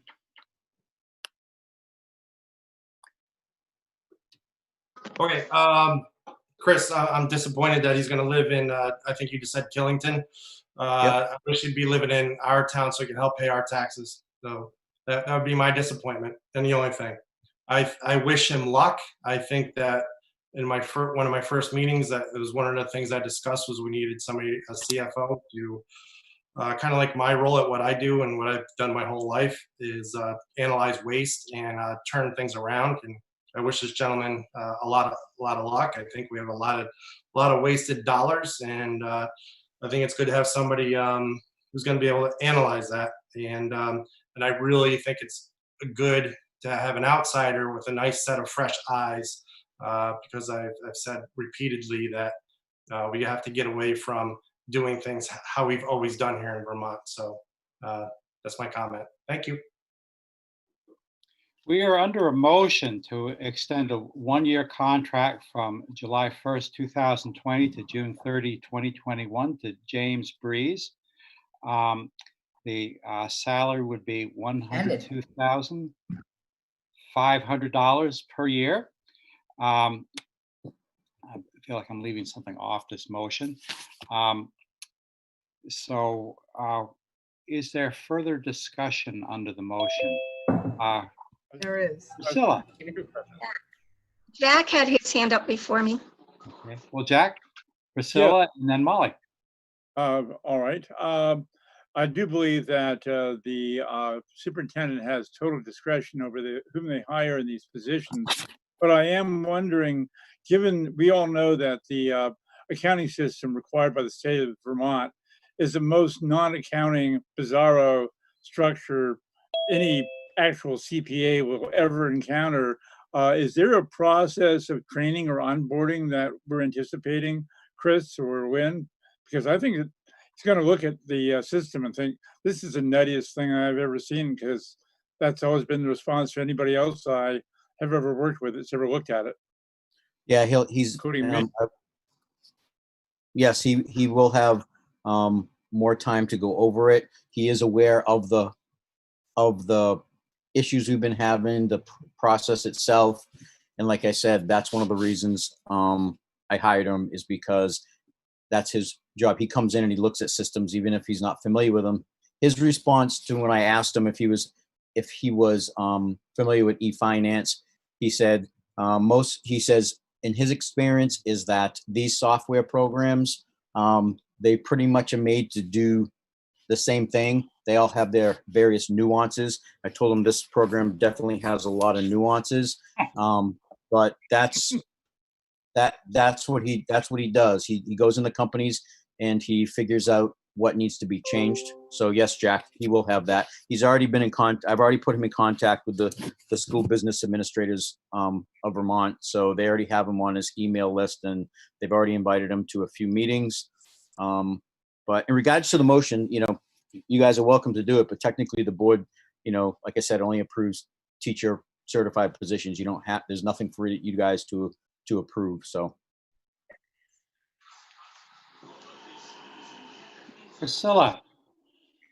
One of my other questions was, we have never had a CFO position, so that would be a new position. And so in order to have a CFO position, I would think that the board would have to approve that. That was one of the things I think Stephen was referring to that I had brought up. If it's just a business manager position, yes, we've had a business manager position, and I would think the superintendent has the right to decide on who he wants for that position. But a CFO position, any new position within the supervisory union, within the WNESU, anyone has to also be run by the association contracts and determined whether it is part of their system or not. Obviously, they would they'd be silly to decide any other way, but it has to be done. And if you're classifying us as CFO, then you can't classify it as CFO without having done the steps to do that, which are required and are being forgotten. I'd like to respond. Priscilla, you're confusing the position of the CFO. He is not tied to the CBA in any way. He is a CFO because he has earned that title. He has a master's in business administration. He is not tied to the CBA. Like I said before, I've told you before, and I'll tell you again, the board has no authority over any teachers, anyone except for teachers. It is not a new position. If you do me a favor and go on to you can shake your head all you want, Priscilla, but it is not a new position. He is not tied to the CBA. He is not a teacher. So therefore, you're entitled to your opinion when it comes to this position, but you actually have no say in filling this position. It's outside of the role of the school board because it's not a new position. He is a CFO doing the business manager job. He's earned that title as a CFO because he has his master's in business administration. And without a master's in business administration, you cannot be a CFO. So therefore, that's why it's a CFO/business manager, like it entails on his job description. He is not tied to the CBA. Thank you. Molly.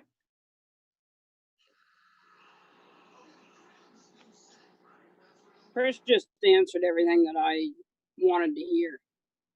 We had this discussion in another meeting, and everything that we had heard said that, we could learn about this gentleman and we could, have discussion, but that he's an administrator.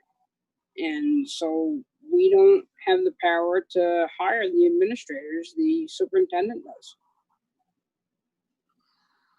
I'm not sure why we're even got a motion on the floor. Well, I'll answer your question, Molly. This did appear on the agenda as appointment and retirement appoint business manager. And this was mishandled by the chair. And I'm going to rule the motion out of order. This board can overrule me, but I will declare the motion to be out of order because I believe that Chris is correct in his interpretation. And I think that you make that point, Molly.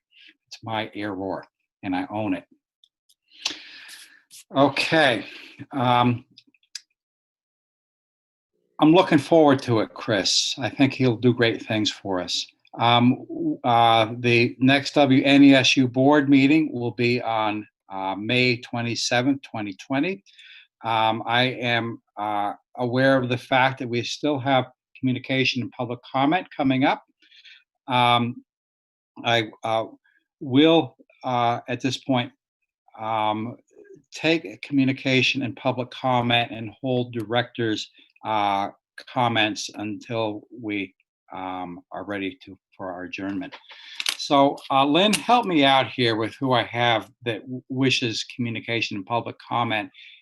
And if we have a number of them, I'd like to have a count so we can figure out how to apportion the time if we need to. Okay. I am not seeing right now any hands up. There's 5 pages of people. We have 89 folks attending. I will keep scanning. There's a Susan who would like to speak. Yeah, Well, Susan is recognized then. Thank you. thank you. Can everyone hear me okay? Yes. Can you hear me okay, everyone? What is your name? Yes, Yes, what is your Susan, name? we hear you. My name is Susan who? Backey. Susan Backey, and I live in the Villages, Florida. Okay, I'm going to make right, my Susan. statement very brief. You're on. Okay, on behalf of the Wyndham Northeast Education Association and the paras, especially my grandson Samuel Bridge, who is a para, I am urging the union board to not lay off these 36 paras. I talked to Sam a lot, and I know how much he loves his job, and I know he's made a difference in the lives of the students that he works with. It's going to be difficult enough for the students to go back to school this fall, especially with the pandemic. And then if you add to this, if you take away the paras, the impact is going to be really detrimental to not only the students, but the parents, the educators, and the community. So I just wanted to give my 2 cents in support of these paras who are very critical to the education of these students. Thank you so much. Thank you, Susan. Lynn, do we have anyone else?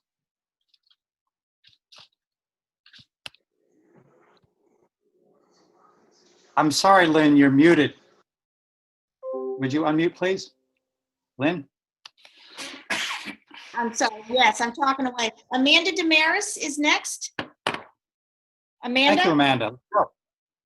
Thank you. So yes, my name is Amanda Damaris, and I am one of the paras, one of the 36 support staff that are facing layoff. But I'm also a mother of a child that has an IEP, but does not have a one-on-one para. His only struggle is with writing.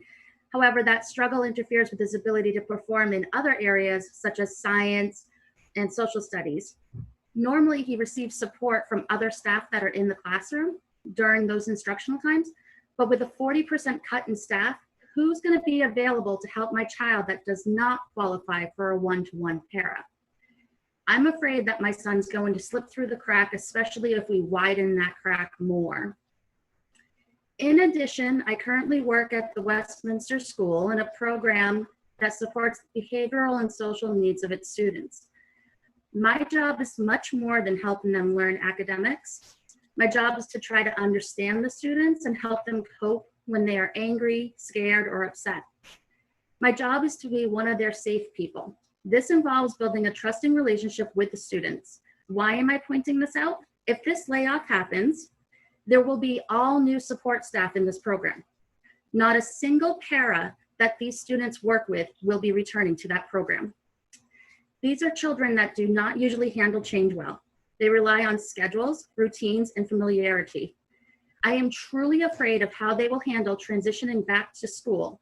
They will be facing new routines, new schedules, a new school principal, and now all the familiar faces that they've relied on will also be gone. My question for you is this: are these cuts worth the price our children are going to be paying? That's all I have. Thank you. Thank you, Amanda. Heidi, I believe you had a hand up. Is that correct, Heidi Chase? If you do, unmute and talk to us, please. Yes. Thank you. My question was for Andy Haas. I put it in the comments, but it wasn't asked, so I will ask it now. You had mentioned half days, doing half days. What, can you just clarify exactly what a half day is or what that would look like?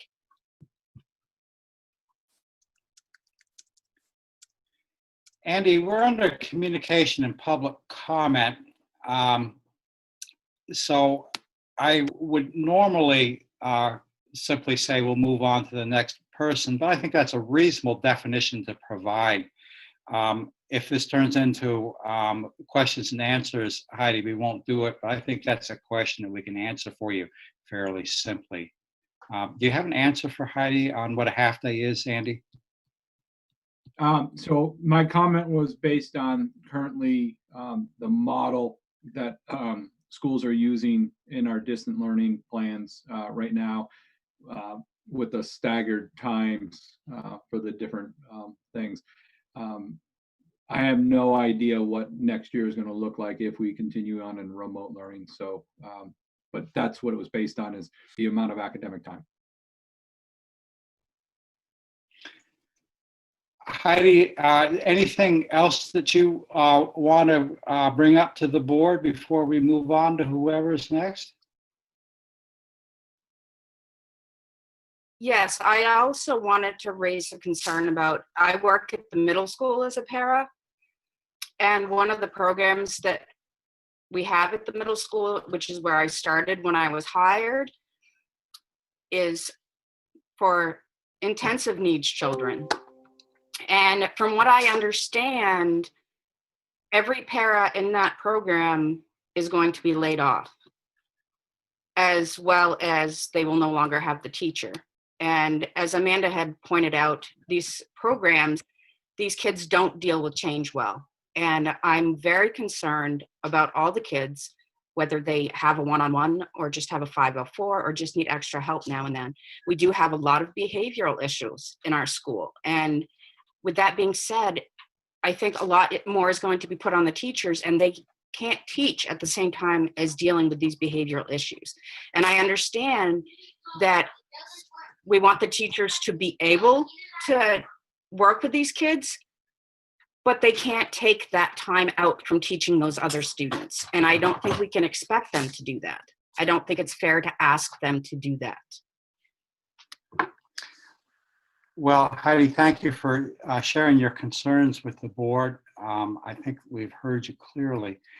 Linda, we have other people wishing to be recognized under communication and public comment? I am not seeing anyone right now. I'm scanning. I see Judy Colvin's hand up. Okay, Judy. Judy Colvin.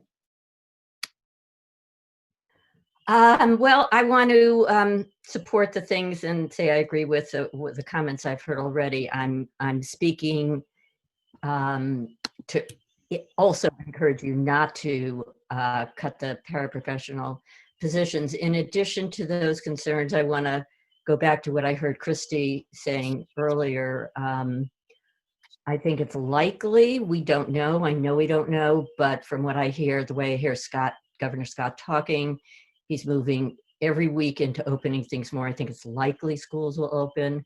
If schools open, from everything I have heard and read everywhere around the country, everyone thinks that schools will not look the way they looked before. That in order to open them safely, there will be the social distancing, there'll just be so many different possibilities. Yes, we don't know exactly what that will look like yet, but I don't think it's possible to open up under those conditions. I think it's going to be very, very hard for the teachers, for the kids. I think the kids are going to be coming in at a disadvantage after not being in classrooms, not having full days of education for the many months that they didn't have it. They're going to need extra support in that way. They're going to need extra support in terms of transitioning back to a regular school schedule. And they're going to, and the school system is going to need extra support to make all the accommodations work for a pandemic situation. And I don't really see how you can do it. And by cutting more staff, if anything, I would think that the school is going to need additional staff. And I think it's unwise to make these cuts now under these conditions. I heard a lot of information earlier, and there's probably a lot of things that I could consider if you were talking about cutting paraprofessionals in a normal situation. I'm not sure that I would agree to do that then. But what I'm saying right now is that in this pandemic situation, I just don't, I think you're going to regret it. I think the students will be hurt. I think you're going to save money at the cost of harming students. And I think it will be regretful. I think you may regret it. I think I will regret it. I think we will all regret it because I think students will be hurt. That's my comment.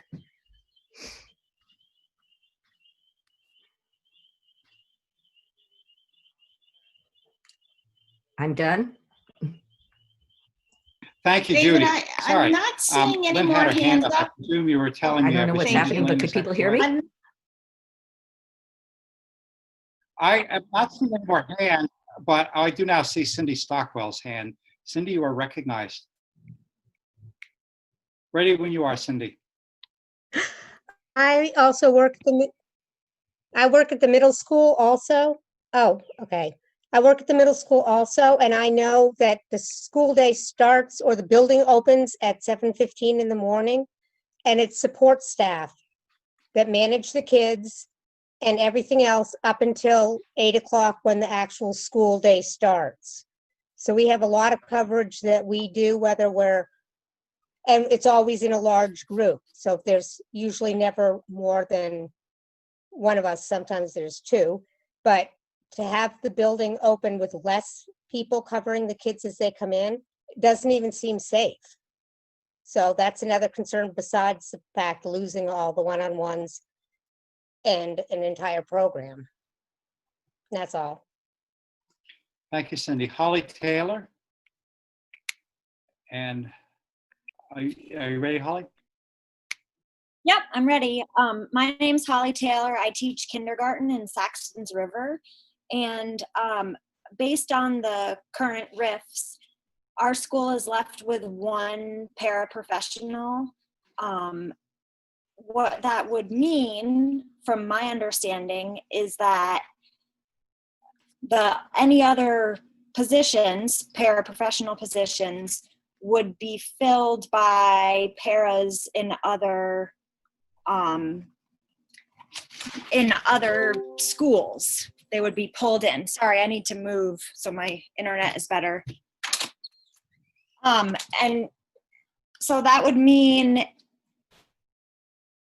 as other people have already said, that would mean that our students who have come to know the paras and are familiar with them, and they are familiar with our school and the routines that we follow, we would have new people in a completely new environment to them with new kids. And to me, that just doesn't make any sense whatsoever.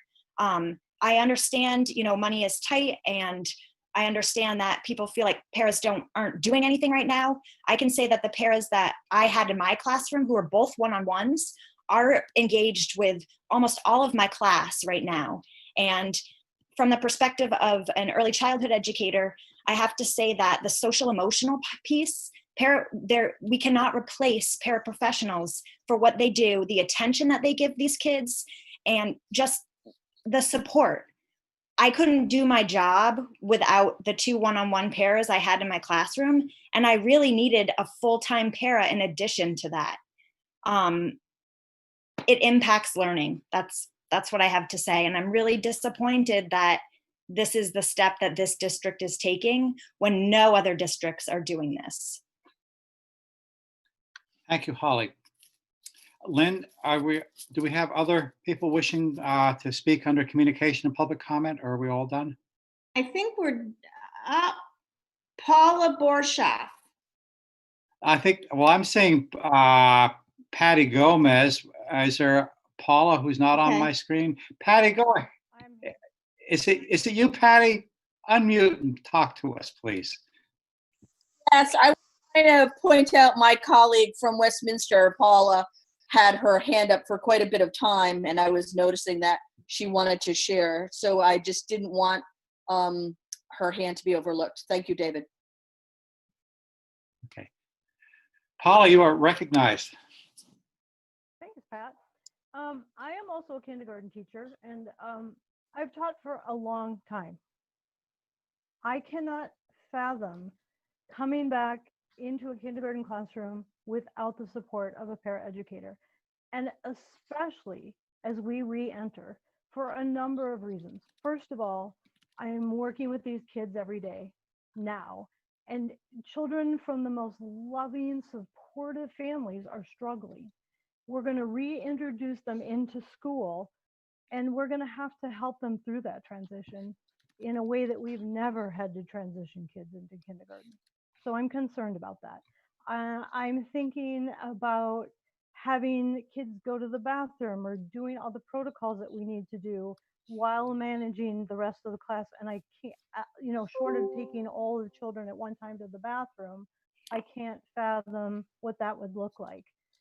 And I've had some conversations with my co-teacher for next year, and sort of, does one person stand in the doorway and maintain both classes while we take kids? I'm concerned. I'm concerned about managing those protocols, and really I'm concerned about the state in which children are going to return to school needing more support. Thank you. Thank you, Paula. Lynn, do we have anyone else? Olivia Clark. Olivia Clark, you are recognized. Thank you. Hi, I am a teacher in the district, and I just would like to mirror actually what everyone else is saying, and also add that since we've been in the closure, I have been watching these school board meetings, and I have been so disappointed that there has not been more student-centric conversations. Every conversation I hear is about money, which is important. It is your jobs, but also the reason you're here is because of these kids. Let's talk about these kids. Let's talk about the kids who haven't been having problems, but who will have problems now, because this is traumatic. And I think that it's great that we're bringing Dave Melnick on to help with all of these issues, but it has to start with you guys. This conversation about student needs, student safety has to start with you guys. And I just don't hear it, and it's disappointing. And I think that needs to change. If you're here for students, you need to show us that by talking about students. Thank you. All right, thank you, Olivia. Lynn, is there anyone else I'm missing? I'm looking, and I can't see. I'm screening through 5 pages of folks, and I think it's pretty much all been said. Patty Gomez again.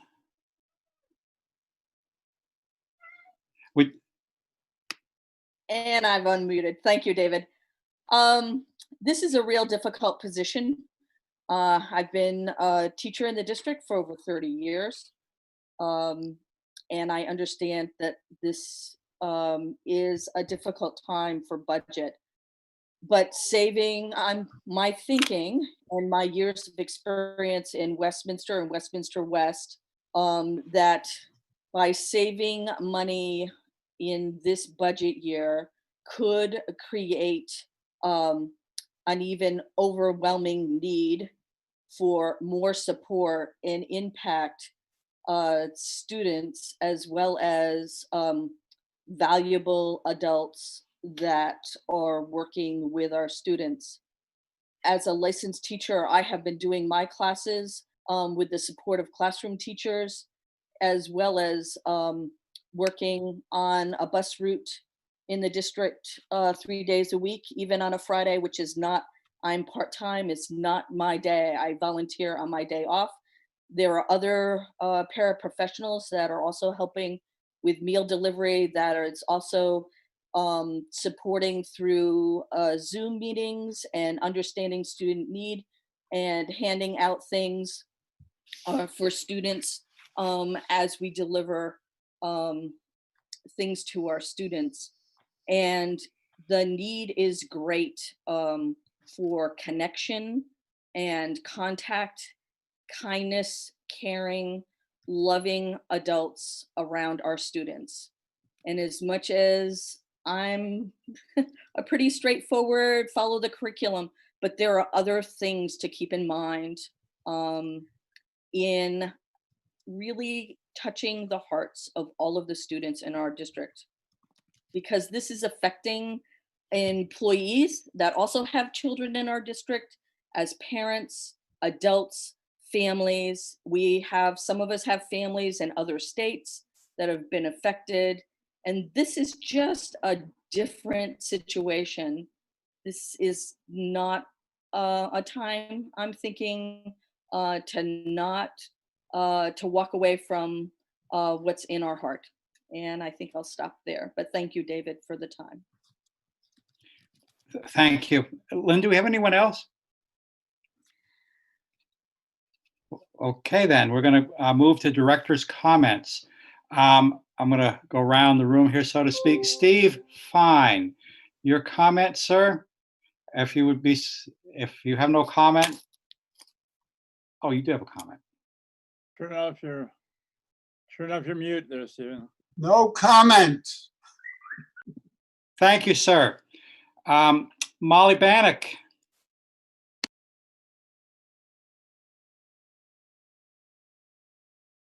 All set, thank you. Thank you, Molly. Deb Wright. The only thing I wanted to bring forward was I got some complaints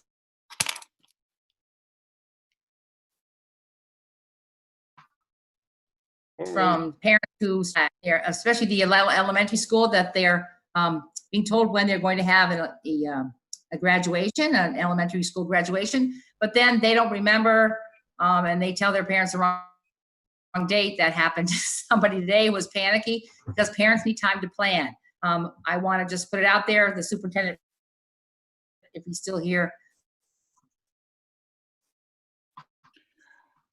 You're kind of that they are looking for. That's it. Thank you, Deb. You were cutting in and out. You might want to actually put that in email to Chris Pratt as well. I'll do that. Okay. Thank you. Thank you. I don't think Brenda's here. Are you here, Brenda? Brenda All right. had to leave. I'm sorry. Okay, it's not a problem. Lynn Morgan?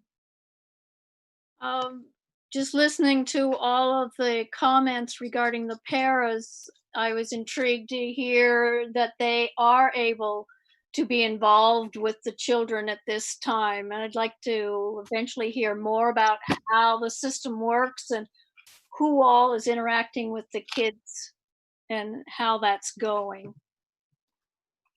Thank you, Lynn. Cheryl? Are you here, Cheryl? I just got unmuted.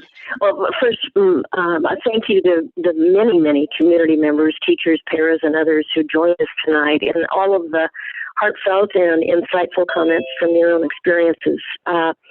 This is, as everyone knows, an extraordinarily challenging time, and you're helping inform the thinking and the fabric of all of us who choose to serve as board members. We really are listening. I think one comment that was made, perhaps it was Amanda, but one of you, maybe it was Olivia, who made the comment about not being student-centric enough in these board meetings. I think one characteristic or attribute of the supervisory union meetings is that it is the union of all of the districts that make it up. It's been, in my experience, not as long as many others on the boards, but the 4+ years I've been a board member here, we spend so much more time on the daily lives of the children at our local board meeting levels, closer to the towns. And that's an important part of this. So too is the administrative role of the supervisory union. So at any rate, thank you for all your comments, and we're listening. Appreciate it. Thank you, Cheryl. Jessa? Sorry, I was muted. No, I just want to thank the 83 people that showed up for our meeting. I think that's a new virtual record for us. And then the only other thing is I've been reading online a lot of parent forums, including some pretty close to home to our district. The number of parents that are considering homeschooling next year or using virtual independent school. And I don't know if the various districts have started asking people how they feel about that, but in some places across the country, not necessarily as many here, it's well over 30% of kids that are not going to be going back next year, regardless of what public school looks like. And I don't know if we've conducted any surveys to that effect, but I don't think we have. And that might be something we want to consider. Thank you, Jessica. Good point. Jack? A couple of things. In this discussion, there's been a little talk about the two things that prompted these actions. One was the fiscal situation. We were facing roughly a 30% deficit at the state level, and there's going to be ways to resolve that. Perhaps our teaching community can be helpful in terms of lowering our overhead so that we can bring some paras back. But more importantly, I think it needs to be said that we've been talking about right sizing and restructuring the paraprofessional program ever since I've been on boards, and that's more than 15 years now. We've talked about the fact that our allocation of paras is higher than most, but they're also not used as effectively and frankly not as valued as they should be in the classrooms. And these are things that need to be addressed. But when you do that, it results in an awful lot of change. But I do want people to understand that they shouldn't be pointing fingers at Lynn or at Andy or at Chris Pratt. The board has been consistent about the need to right size these issues for the bulk of those 15 years. It's finally happening, unfortunately, because of a crisis. But there were the consultants that came in because this was a concern back last fall. The first discussion about how we were going to allocate staff and how we're going to pay for them when COVID came along was issued in early March by board members.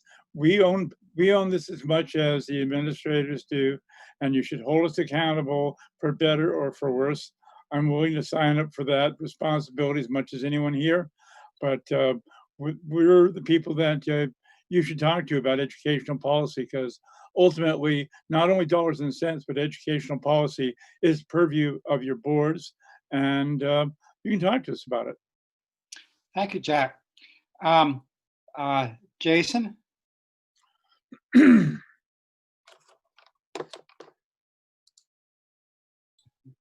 Sorry. I'd like to thank you all for attending. The amount of people was very encouraging, and I think that's a great sign. I definitely know firsthand how hard the paraprofessionals work. My wife is a para, and she works extremely hard all day long. I have 6 kids who went through the schools, and they've had fantastic teachers their whole life. So I'd like to thank all you teachers on there. And I'd also like to echo what Mr. Breyer said, because he's spot on. So thank you. Thank you, Jason. Rick? I think everyone else has said everything that I could say. So thank everyone for coming tonight, and keep coming back. Thank you. Priscilla? Yes. With No one hospitalized today in Vermont for the COVID-19. A great feat for us, I would say, although we do have some under investigation. But with that in mind, I think we certainly have definite reason to believe that the schools will be open in the fall. We should be planning for that. We should be looking at ways that we can support our students. I also want to caution the school board to be careful and to not give the impression that it is all right for the administration to hire give blanket board rights to hire any newly created position without board approval. It doesn't matter whether a person has earned a title or not. A new position would have to go through the board. A current position can be hired, and I recognize that and would certainly see that's a possibility. But if you're changing it, our requirements are different. So otherwise, we could be not fiscally responsible to anyone, either our students, our staff, our taxpayers, or anyone else, because you could blanketly go out and do anything you pleased. Our superintendent does work for the boards. So if we can keep that in mind, I'd really appreciate it. But back to the fact that I believe our schools will be open. I believe that we will need to assess, or not us maybe, but Andy and anyone over the pairs will have to assess whether the needs are at a level that requires some return of our pairs in the fall. Thank you. Thank you, Priscilla. See that I've still got both Judy Coven and Patty Gomez on the screen. And Patty just reminded me of how old I am now, because she has 31 years of service in the district. Judy was around at the time, and Judy probably remembers I was a member of the Westminster board that hired Patty. And, you know, you've done great service in Westminster. And I want to be sure that people understand that I think that the professionals, and I'm talking about both the teachers and the paraprofessionals, do great service in this district. This is an extremely difficult time to have to come to grips with what appear to be the new realities. And I'm hopeful that we can all find the middle ground. So I thank you all for being here. I would like to entertain a motion to adjourn. Can I have a motion on that? Okay, I have a motion from Lynn, and do I have a second? Second. And I have a second from Deb. Deb, right, how do you vote? Aye. Okay. Lynn Morgan? Aye. Cheryl, are you here? I'm here. I'm still looking at Judy Coven's question and a whole list of things about wanting to have the board get more information about the ways the paraeducators have been involved with the students.